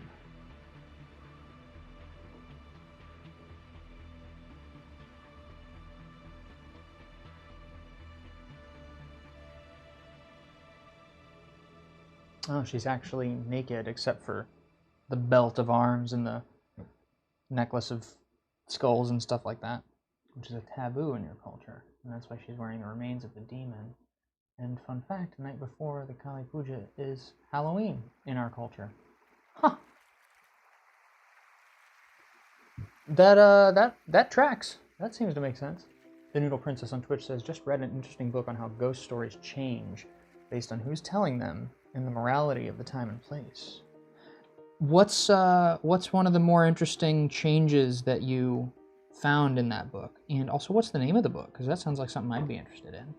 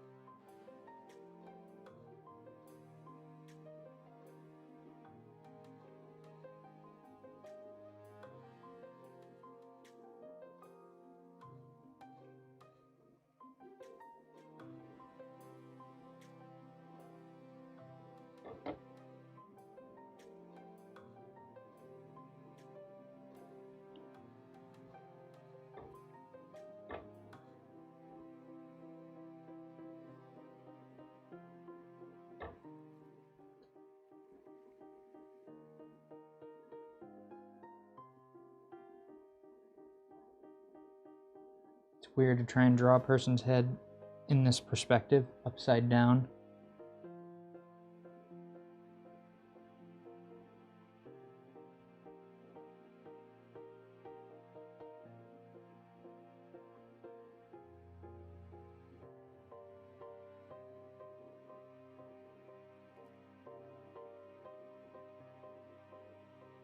I need to set these lines a little bit.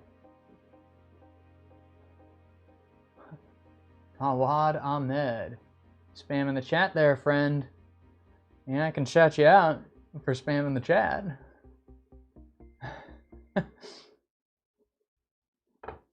I try to answer every comment I can, but sometimes I look down and, you know, I'm glad that you appreciate the work. Thank you for the encouragement. And I will do my best to keep it up.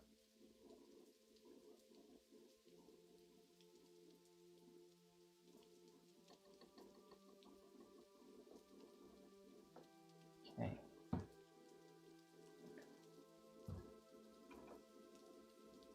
Oh, we got some peeling going on. That's not great, especially with how much detail I've got in this design. I'm going to need to be very careful. I accidentally overset my lines. So, I'm going to fill her face in real quick. That should help me prevent any more undue problems there.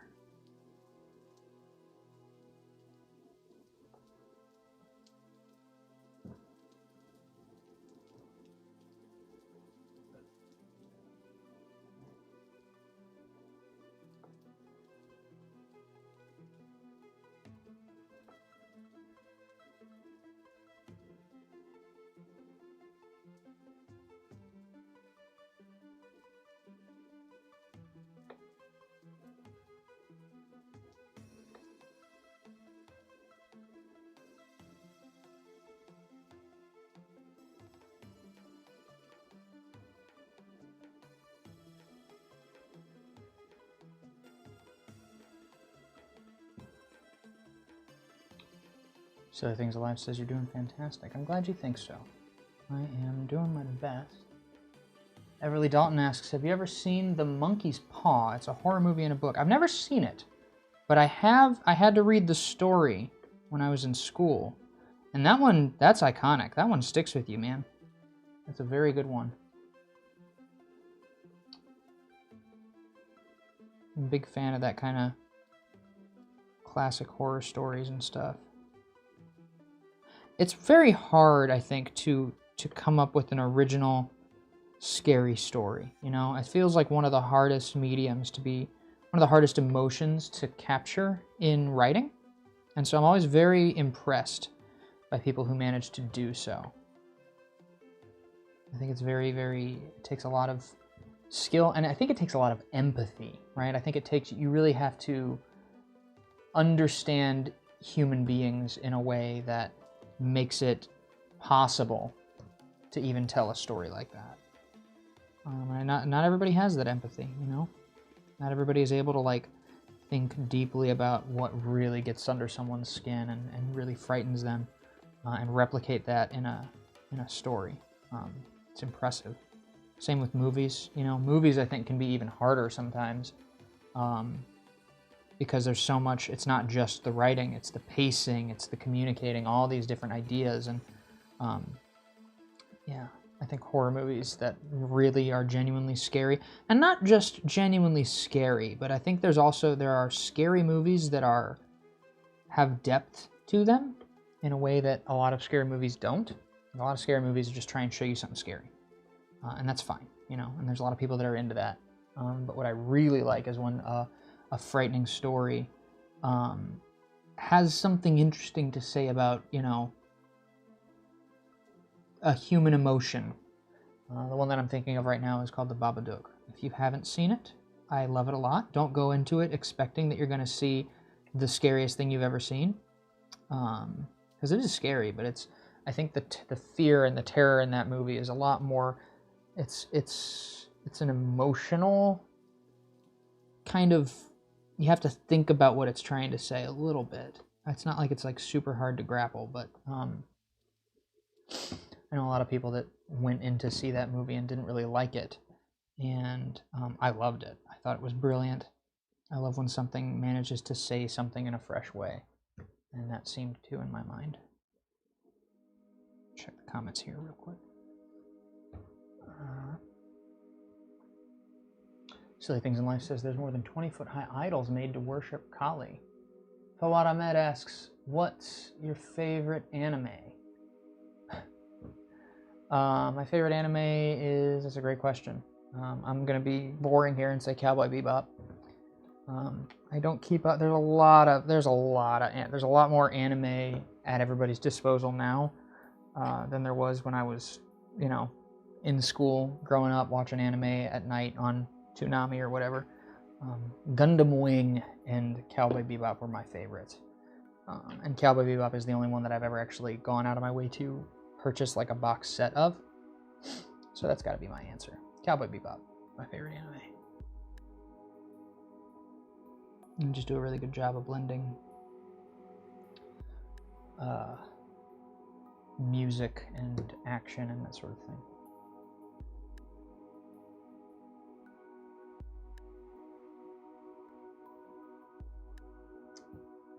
Everly Dalton says, I've always been a fan of Edgar Allan Poe. Yes, Quoth the Raven, nevermore. Hi, friend. Hi. What's up? Is Sky Kid watching? I don't think Sky Kid is watching. Oh my god, well we got... Here, I'll make up. I won't do anything crazy involved because I'm still working on stuff, but... Dana just stepped into the studio, our other artist. They know who I am. And has some interesting news. Hey everybody. It's not on the wide shot, but I guess you'll see me in a second. So in these streams that we do, by the way, I hope you can hear me, I'm talking through a mask. But in these streams that we do, we've got a few regulars. Like, is Becca watching by chance? Becca dropped in. Okay. Becca's not. Becca's one of our currently. regulars. And then we have another regular named Skylar, or Sky Kid, their username. And a few weeks ago on the stream, they asked if we wanted Feel Better cards, because I think I expressed at one point I was feeling a little off, and you've expressed you're feeling a little off, and we've all talked about being burnt out and stuff. Even Ben, I think, said something. And they just came. And I just got kind of emotional outside, because these are super lovely. These are so cute. They're so cool. And I guess I'm glad I'm doing this on camera because I know these live streams get posted, and I know if we told Sky Kid they could watch this on the pre-recorded stream. But these are the most wonderful, adorable things, and the art is really good. Look, we said that Lucario was your favorite, or I think I was I think Dan's favorite is Lucario. And look at this.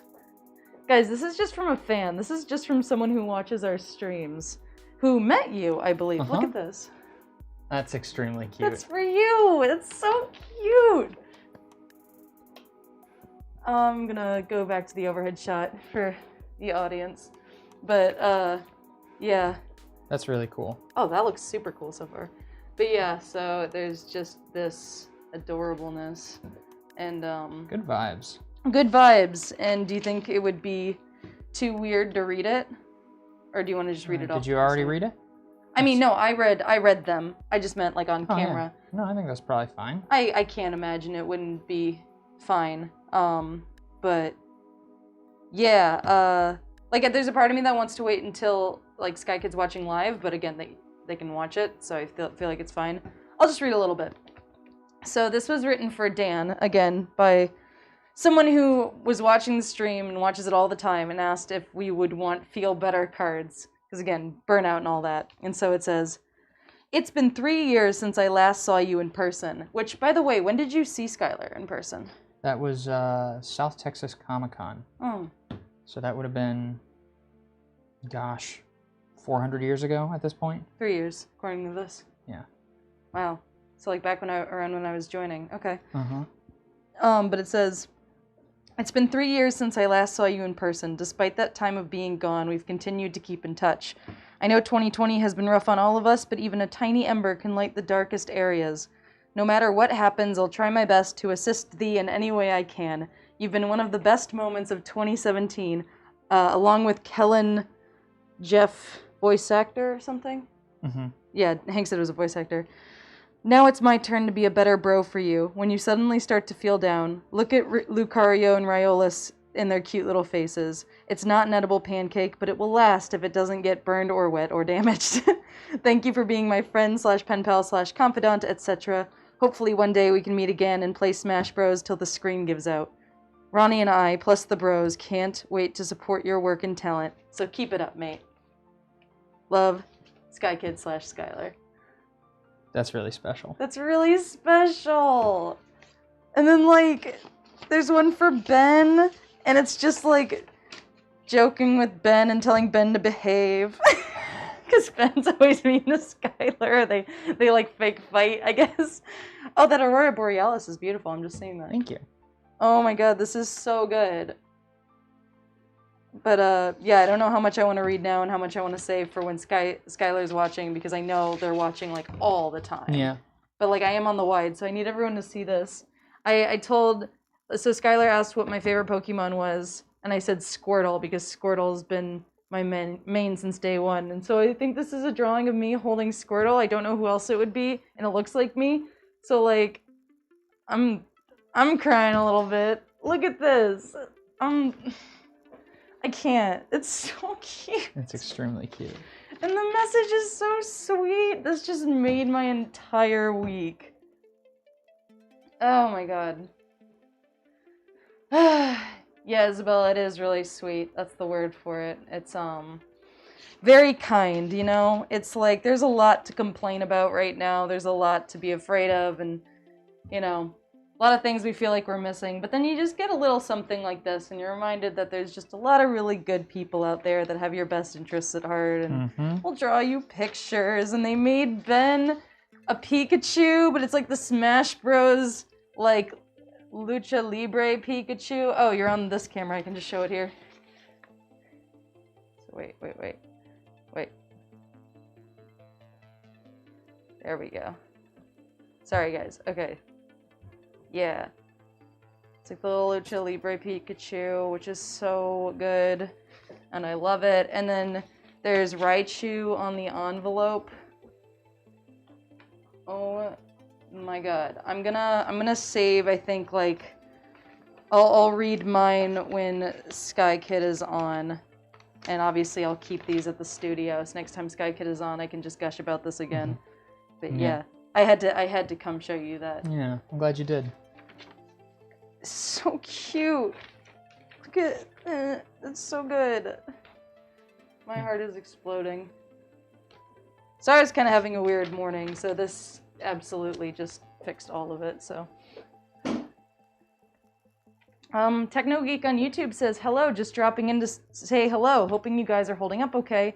Mentally and staying strong. Heart emoji. I am a growing voice actor myself, and I want to say that you guys are awesome with your talents. Thank you so much, Thank you. Appreciate you dropping in. Yeah. Appreciate the positivity. See, that's exactly what I was just talking about. Like, people are just like, hey, how you doing? Like, I actually want to know, like, how you feeling? That's so...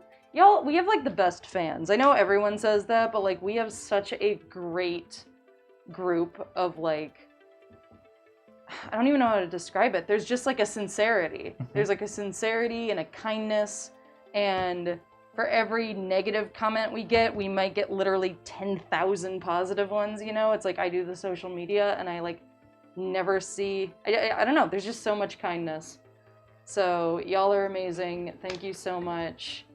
We keep every bit of like fan art or letters or postcards, we've got actually like a bulletin board cabinet that we just stick it all to.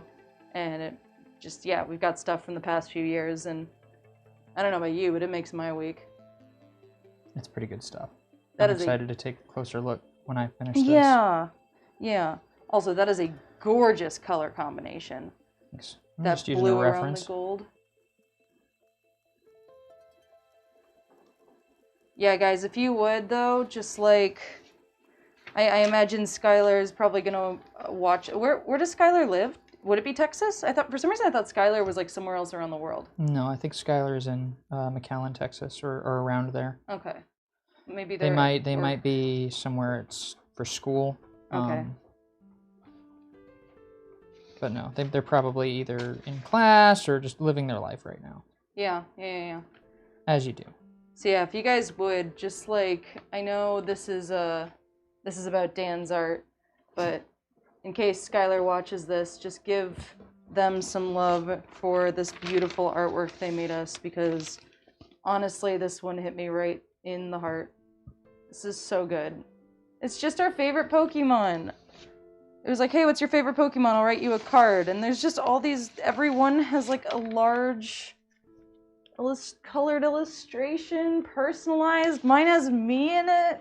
I'm gonna go crying on my laptop now. This is so good. So yeah, I had to come gush about that. So hope that wasn't, well, no, screw anyone who thinks that was a bad interruption. This made my night. So, yeah, enjoy the pancake art, y'all. Tell Skylar they did a good job if you think they did a good job, because I think they did excellent. I think that's gonna look excellent. Yeah. I love the gradients you're doing. This is the first goddess pancake I've ever made, I think. What are you talking about? You've made Hank before. Listen. It's not the same. Why not? Because Hank's not a Hindu goddess. Oh.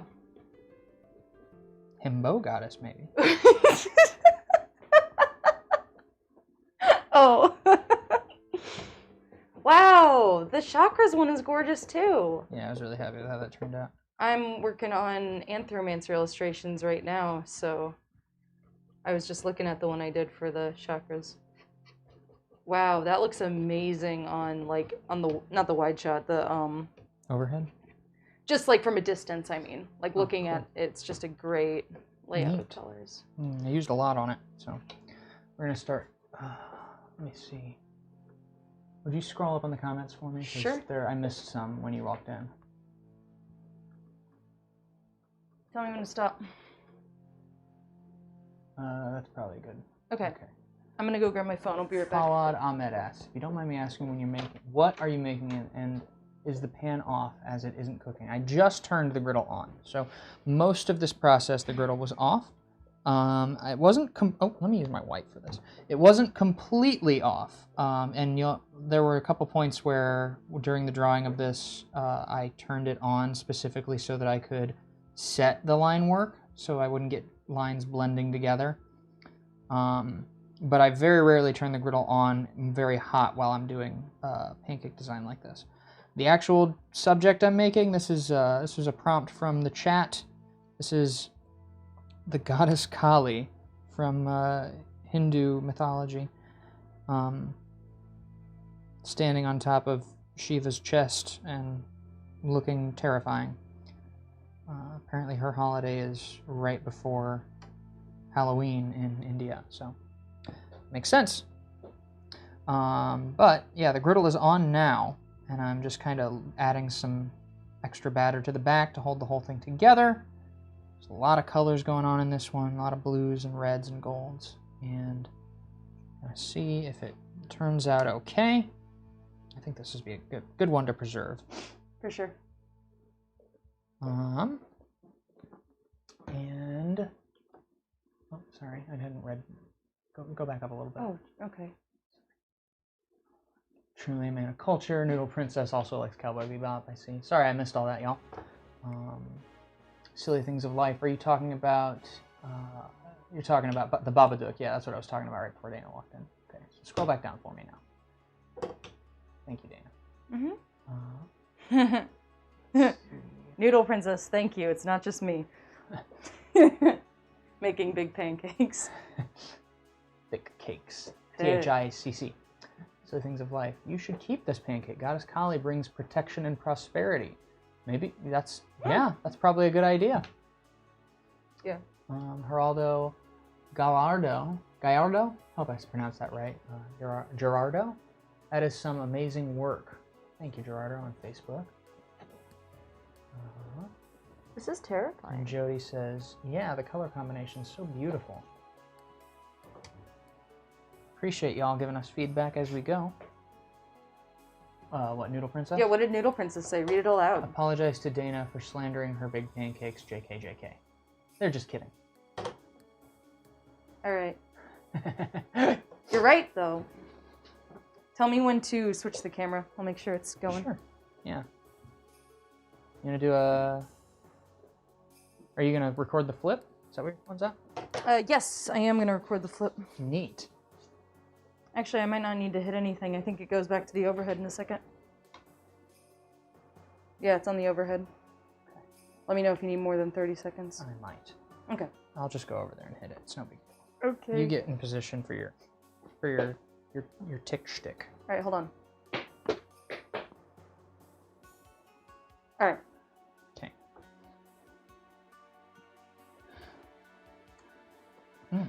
Everly on Facebook says this is going to be awesome. I hope so. It will be.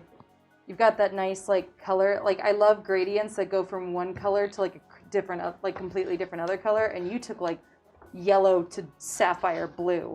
Yeah. Which is going to be so cool. Those really ambitious gradients are my favorite. That's Okay. like, oh yeah. It's like with my beast, I went from a lot of browns to neon pinks. That was fun. Overhead. Here we go, y'all. 3, 2, 1. Wow! There you go.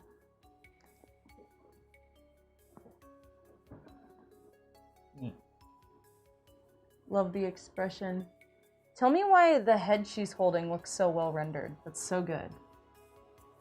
I just work here. Wow, Dan. That's insane. I love it. This is just like it should be. Silly Things of Life is the one that recommended it. Suggested it. Oh, nice. Somebody else suggested something spooky. They're watching, I believe they're watching from India. It's like 2 a.m. where they are. Nice. So Glad we could bless you with 2 a.m. mythology pancakes. Yeah. Or religious pancakes? I don't want to say anything ignorant. Mythology. Yeah. Yeah, I'm happy to make it Silly Things of Life. Jody, I'm glad you like it. Purple Anubis, Everly Dalton, glad y'all think it's cool. I'm glad I made your day. That makes me very happy. Yeah, this was a cool request. This was a very, it was challenging. There was a lot of detail in there. I think if I had more time and more colors, I probably could have rendered it even better, but I think this is very good. It's fabulous. Oh. Whoa. Where are we on right now? There we go.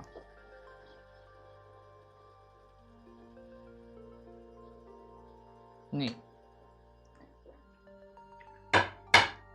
Some interesting ones today. Mm-hmm. Could you do me a favor? Could you just put the plate back down for Oh, me? yeah, sure. Sorry, I'm gonna do like a...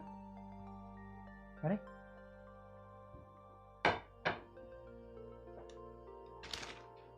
Thanks. Making that content, y'all. Making that content, always. I don't turn off. Cool, well I'm gonna leave you to it. Sure. I'm gonna put these somewhere safe. Yeah. Awesome. Hope you guys enjoy the stream. Thanks for stopping in. I'll catch you maybe, actually not Friday. I've got an appointment Friday. But soon. I'll be on the stream soon. Okay. Love you guys. Enjoy the rest. What time is it right now? I don't know. That's about 4:07. So I'm going to make one more pancake, and that's going to be the end of the stream. If anybody has any recommendations. What's the theme? Well, the first one was Vibrance, and that's what ended up being that. But then I asked people. Vibrance. So let's see what people got. Purple Anubis says bye. Bye, Purple Anubis. But yeah, folks are gonna say some stuff. Oh, Jody on YouTube says please stream on Reddit. Apparently you can stream on Reddit. What? Which would probably be smart because we have a crap load of karma. So Reddit is why we are here. Yeah, I was telling him about that. Oh right, Purple Anubis, Sacred Geometry. Yeah, perfect. Oh Lord. Perfect. I was already telling folks about this a little bit, so I'm gonna go ahead and get into my little science lecture here, my little art history, sacred geometry lecture. I was going to tell him about how Metatron's cube works, because earlier in the chat somebody asked me about the thing that I wear around my neck in every stream, and it's Metatron's cube. And so I'm going to go ahead and get started doing that. Okay, well, I would love to listen because I love this stuff, but I do need to keep going to work on your other brainchild that has to do with Metatron's cube. Yeah. So, yeah. Thanks for dropping in. Yeah, enjoy, y'all. Have a fantastic day, and I'll see you later. Oh, right. Everly Dalton wanted the Headless Horseman too. Gosh, there's so many requests that I want to get to. Let me think. Headless Horseman, but his head is Metatron's cube. And he's riding the universe. Oh, God. I'm just kidding. All right. Unless. Get on out of here. You go on get now. You go and get on out of here. Okay. Have a good night, silly things of life. I'm glad that you got to watch some cool stuff, and I appreciate your requests. Please get some rest. And Purple Anubis, that's what I was gonna say. I think we'll do Sacred Geometry. Like I'll be wearing this every time. So yeah, next on Friday I'll make that for you. I think I'm gonna go with Everly Dalton's request for the Headless Horseman. I think that's a good one. Yeah, I'll give you a long ramble. Don't worry. The Headless Horseman. Now, correct me if I'm wrong. The Headless Horseman, don't they have like a jack-o'-lantern for a head? Or is this just my brain doing the Mandela effect?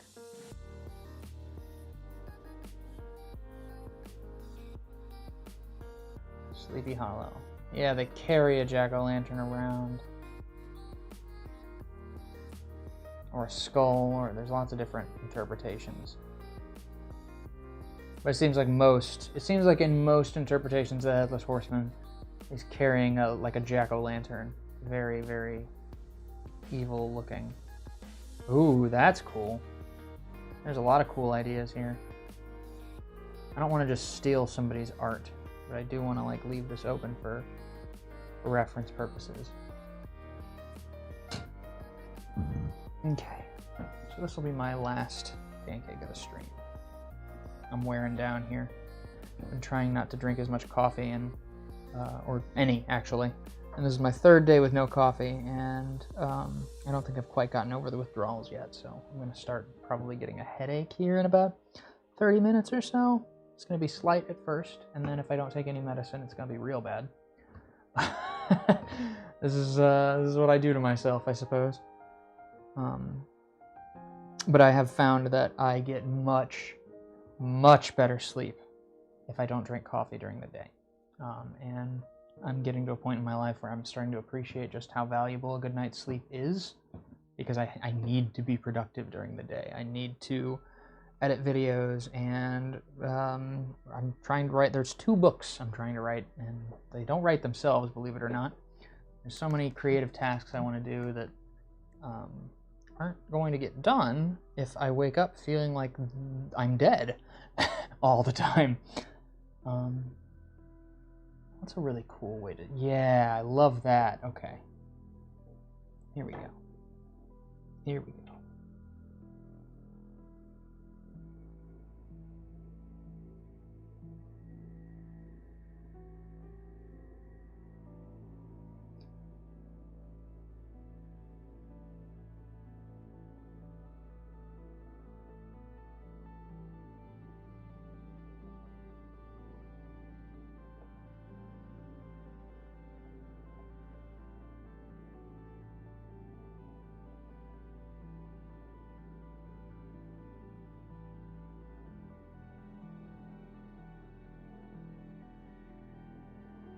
I'm trying to draw this figure a little bit small.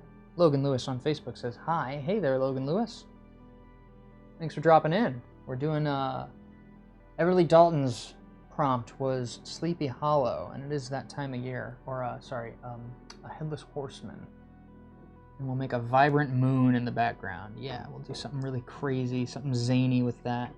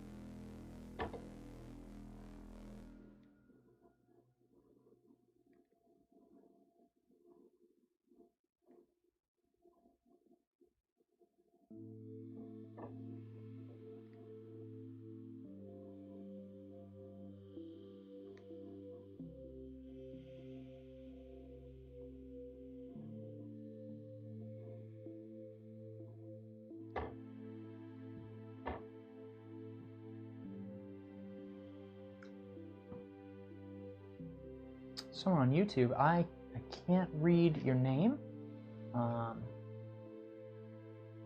but they say hi, and so I want to say hi back.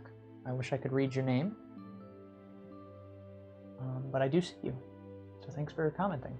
Everly Dalton says over on Facebook, I'm going to have to do art in a bit, make me want to draw or paint. I hope you do. Art is a wonderful thing. I find it to be quite therapeutic in a lot of ways. And doing this stream, I think, I need to erase that. That's not. Doing this stream really makes me feel happy, connected to folks, productive. I like that I get to make cool pieces of art that I would not otherwise have made.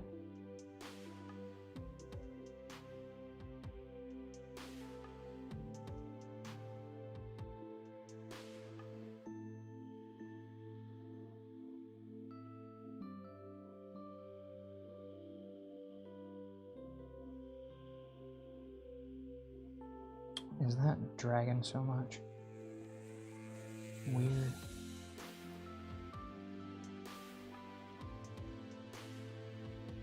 Not really sure if this horse is gonna look right, but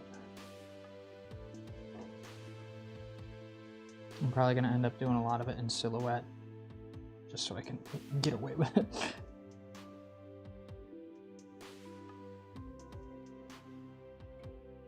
Might do a couple of accents on it.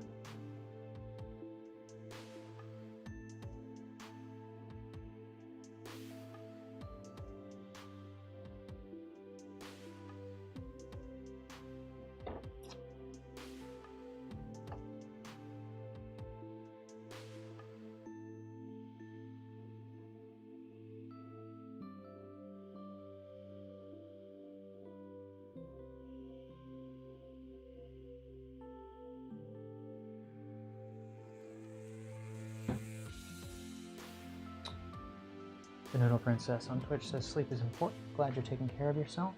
People tend to believe that great art requires suffering, but I think that's a pretty harmful line of thought. I agree wholeheartedly. Goodness gracious me. I understand why people think it.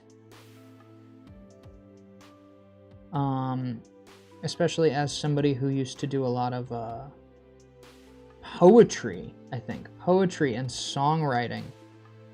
I think people, because people use art as a way to get through things, you know? People have got this idea in their mind that art is somehow made more moving or more relatable, or if it touches into that sort of universal human suffering. And I do absolutely think that there is some truth to the idea that being like you can't, I can't make a piece of art about depression if I have not suffered depression. However, there's no reason that art has to be about depression, right? Like art is just creating. Art is just making things. And I don't think it's something that can be necessarily judged on quality in the way that I think a lot of people get in their heads that you can. I think that, and I also think there's a lot of, it is a very damaging myth in general that art itself requires suffering to be good. Because you get people get it into their, they get it into their heads that, like, if I were to go, you know, medicate or seek therapy for this thing that I'm dealing with, well, that's going to mess up my ability to make money as an artist. And it's such a, you know, you hear people talk about that. You hear people talk about, like, Van Gogh and about, like, I mean, he's the artist who I think that comes up most frequently. I don't know if y'all know who Hannah Gadsby is. She's a brilliant stand-up comedian. She's got a couple specials on Netflix, and I really, really like her work. But she talks. She went to school to study art history, I think is what she studied. And I really like her perspective on it, about how, like, the idea that taking care of yourself is going to somehow dilute your creativity, or that there's any kind of virtue in the enormity of human suffering that can come from having an untreated mental illness, or shame, or all these different things. And it's just not worth it. It's just, not only is it not true, even if it was, it wouldn't be worth it.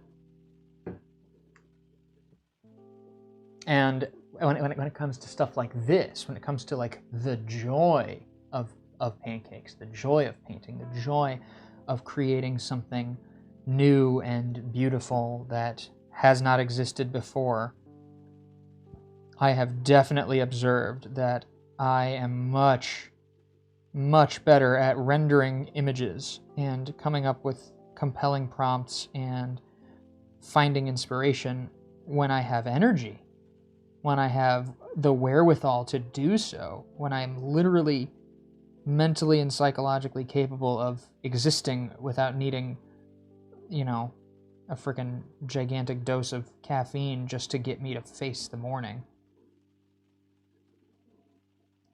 It's, there's always a period of, like this isn't the first time I've tried to quit drinking coffee. This isn't the first time I've gotten myself on the train and thought a couple months or years later, like, I want off. And you always have this period where it sucks and you get these headaches, but also there's nothing that I can possibly describe that's as good as a good night's sleep.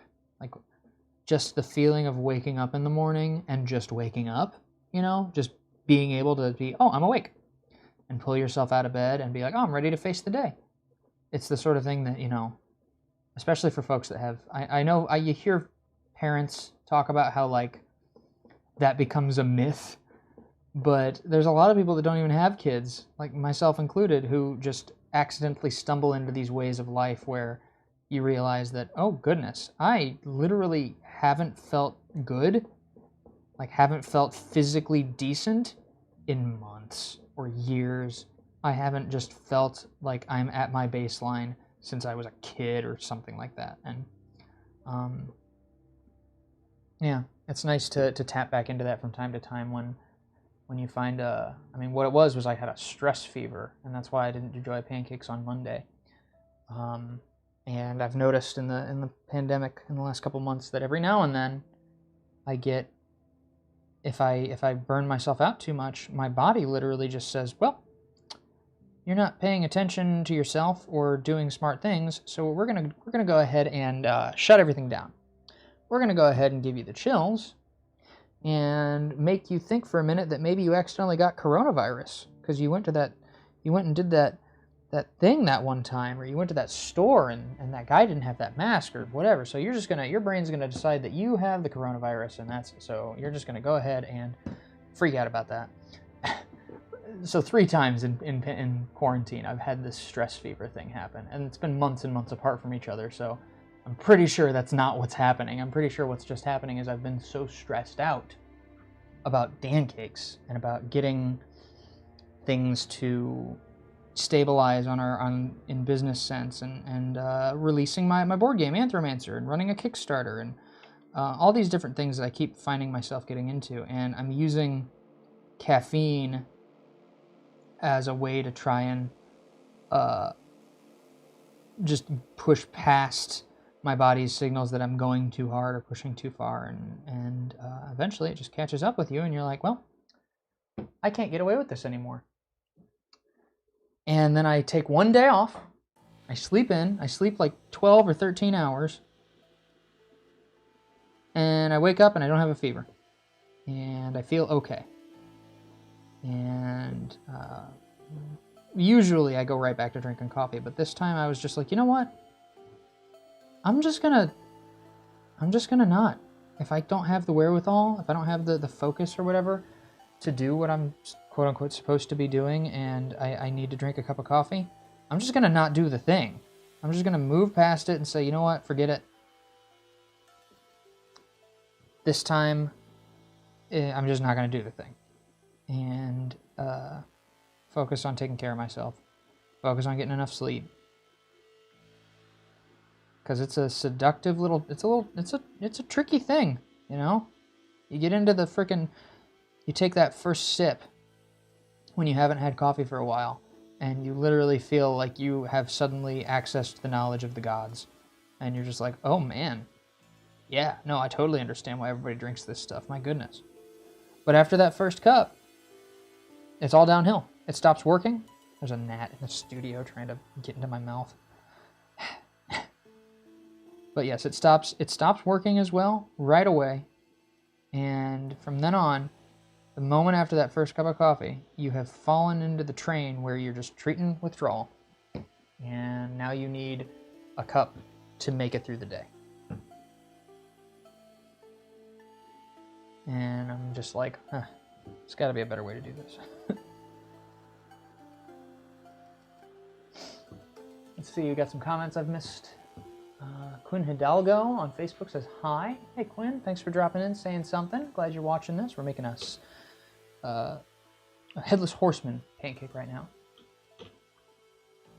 Isabella Zabo says, I don't think I've had an uninterrupted sleep in 10 years. Yeah, and that's how it gets you, right? Like you end up accidentally finding yourself in this, locked in this cycle of just whatever it is, life, the life that we all lead, the society that demands our constant labor. You end up, it's just soul crushing at a certain point. And you don't even notice it happening until you've been doing it for a decade, and then suddenly you go to see the doctor and they're like, yeah, when was the last time you had a good sleep? And you're like, I can't remember, doc. And they're like, see, that's why your body's falling apart. Because you don't know what sleep is anymore. And my wife, she grew up she was homeschooled out in the forests. And so she grew up very far away from city noise and city lights and sirens and all that stuff. And so she has a very hard time getting a full night's rest. And it sucks. It's like being somebody that loves her, you know, and I want her to have a full night's rest because I get them every now and then, just because I'm able to when I don't have anywhere to be, you know, when I'm like, I'm going to take the day off or whatever. I'm able to get a full night's rest, and it's weird how much of a blessing that is, because I know multiple people who it's just not that easy, you know?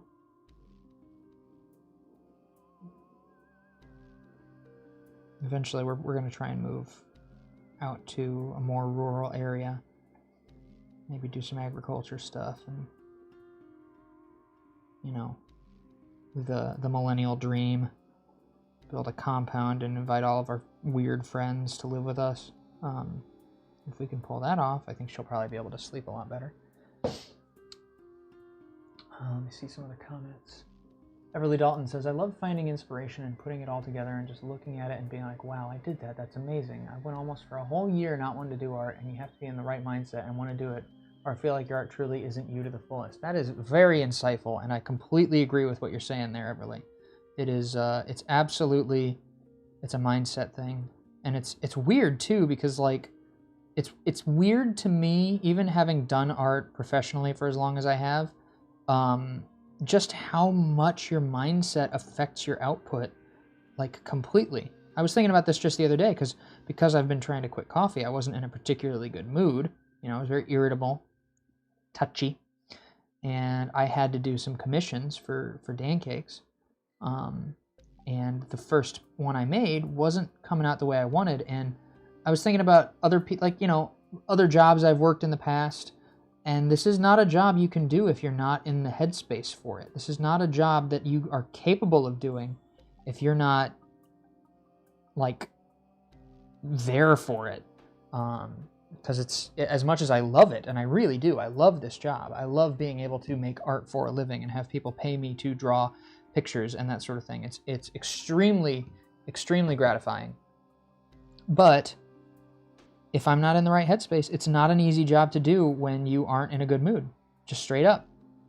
If you're not in a good mood, you can like ruin an entire day's worth of work just because you can't do the work because your mind's not in it. And it's the sort of thing that like when I worked at the diner as a fry cook, I could do my job beautifully if I was in a bad mood. I could be miserable and do the job almost just as well as if I was perfectly happy. Let's see. I want to do some oranges. We're going to do some nice Halloween colors here. Yeah. Okay, that's what we'll do. This is Halloween.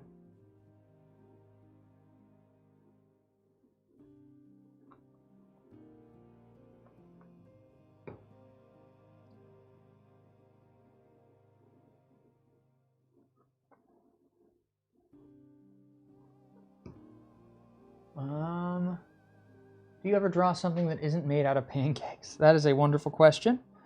Occasionally. Our other artist, Dana, who was in here just a moment ago, she is more of an illustrator than anybody else in the company, really. Well, her and we have a satellite artist based in Los Angeles named Jenny, who is also like a trained, went to school for it, illustrator. But more often than not, when I am drawing with pancake batter, which I think is kind of a funny little thing. It's funny that this ended up becoming my life.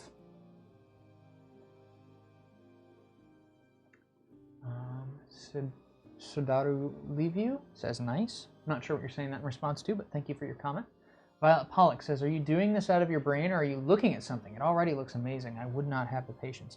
It's a great question, Violet. I Googled a reference, like a couple of like Sleepy Hollow references, and I kind of like went my own direction with them. So kind of a little bit of column A, a little bit of column B. I'll use the last of the indigo up here. Just for that nice little cool accent there at the top. Nice little sunset moonrise. Very cool.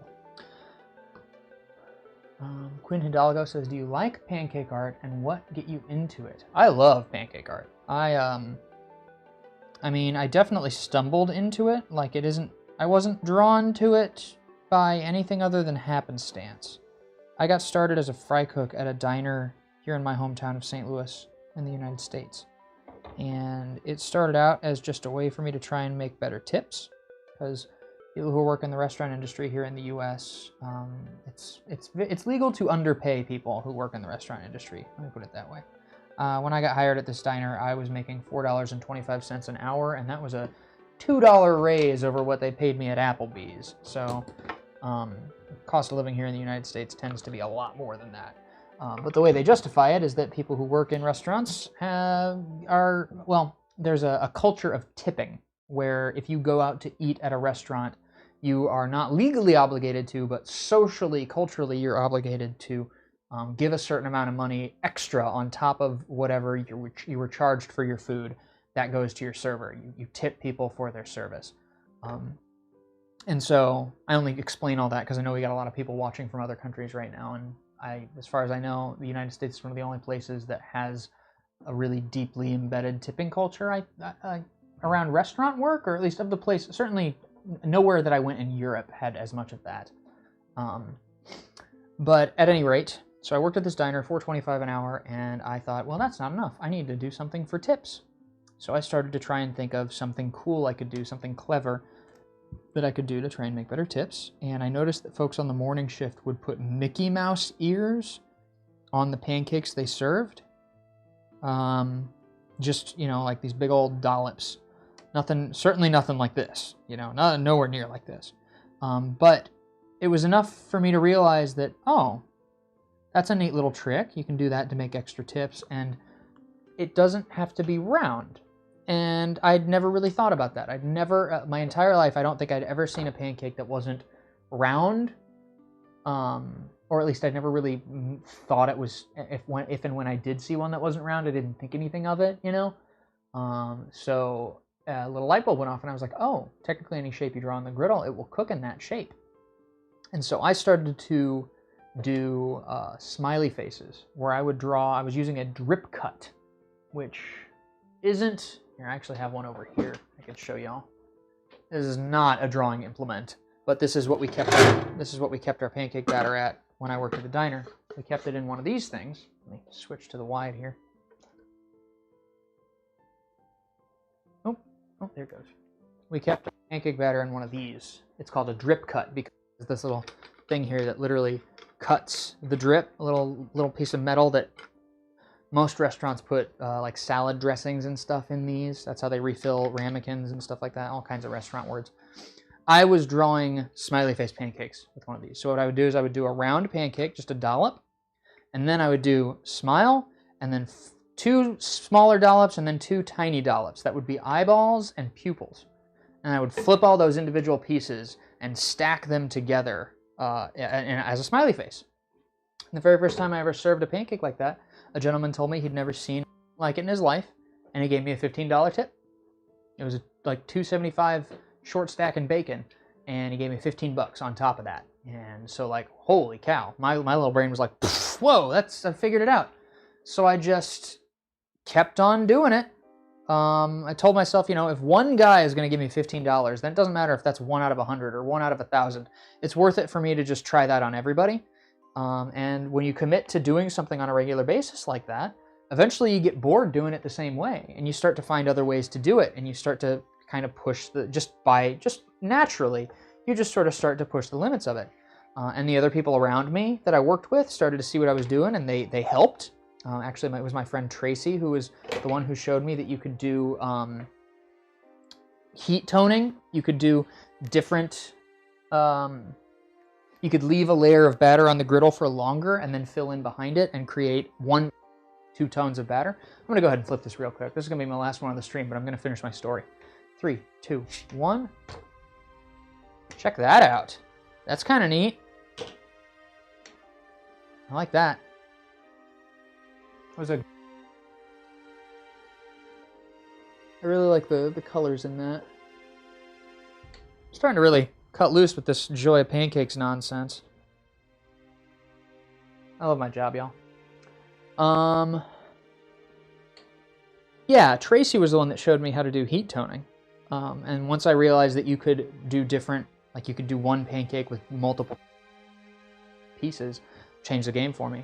I started to actually there was a Mario mushroom design that I really fell in love with because I could take this drip cut and do the outline in one stroke. You bounce around and do the whole outline and then do dollop, dollop, dollop for the dots and then dollop, dollop for the eyes. And let that thing cook for like 3 minutes while you go and throw bacon and eggs and everything else on the griddle. And then come back later, fill in behind it, and I could serve somebody a power-up mushroom without breaking my flow on all the other things I had to do as a fry cook, and I freaking loved it. And it was eventually a viral photo of me making a Mario mushroom pancake that my buddy Brent took. Ended up on Reddit and snowballed, and I ended up being on national television for it. In November of 2013, folks that saw my post on Reddit and then saw me on the Today Show started to call and ask if I did birthday parties. And I was like, yeah.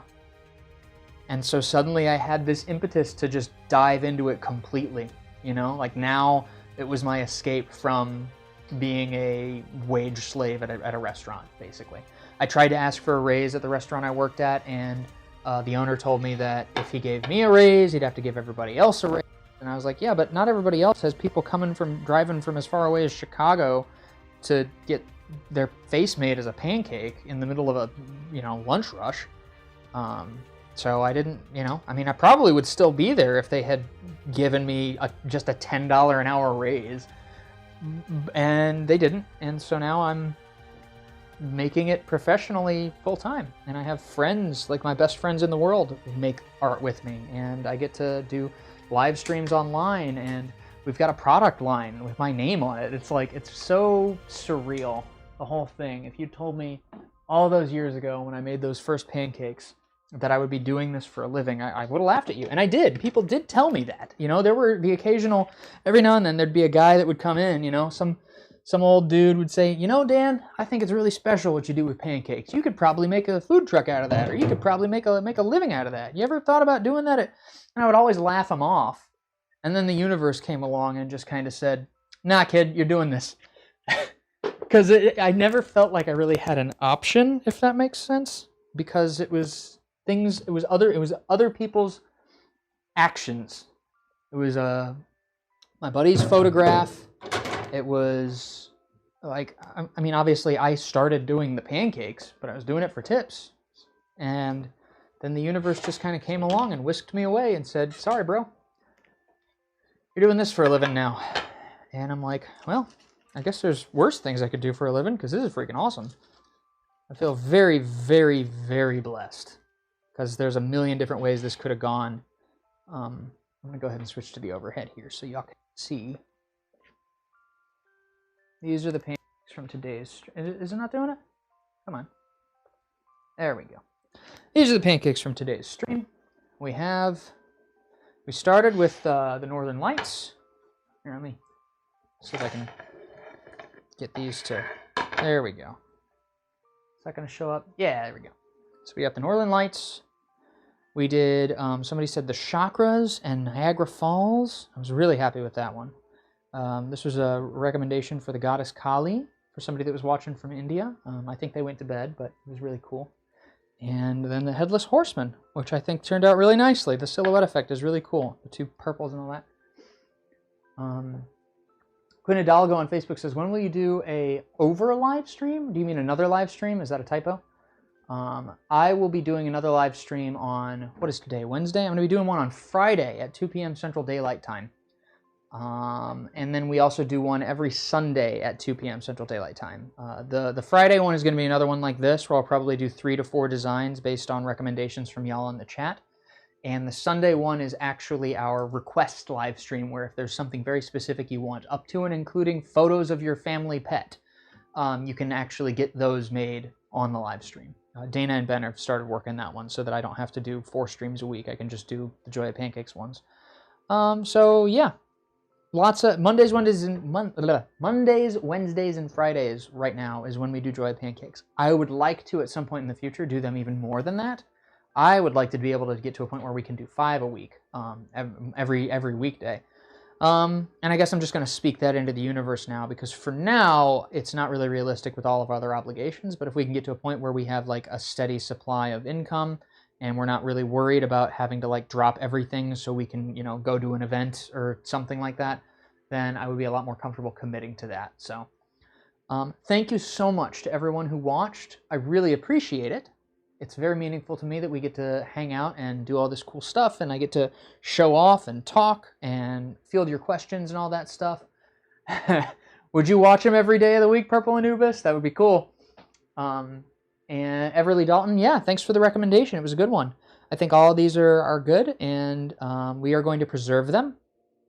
And some of them might make it to the store. Some of them might end up just on my wall at home or something. I don't know. I really like these today. So I really appreciate y'all watching. Again, Friday is our next stream, so I hope to catch you there. Please tell your friends and family, anybody you know that might be interested to watch a chill, ambient music, relaxing pancake art live stream. Trying to build this as much as I can. And yeah, it's really cool seeing familiar faces in the chat. And we will, yeah, we'll see you around. And remember, mistakes are delicious. Later, y'all.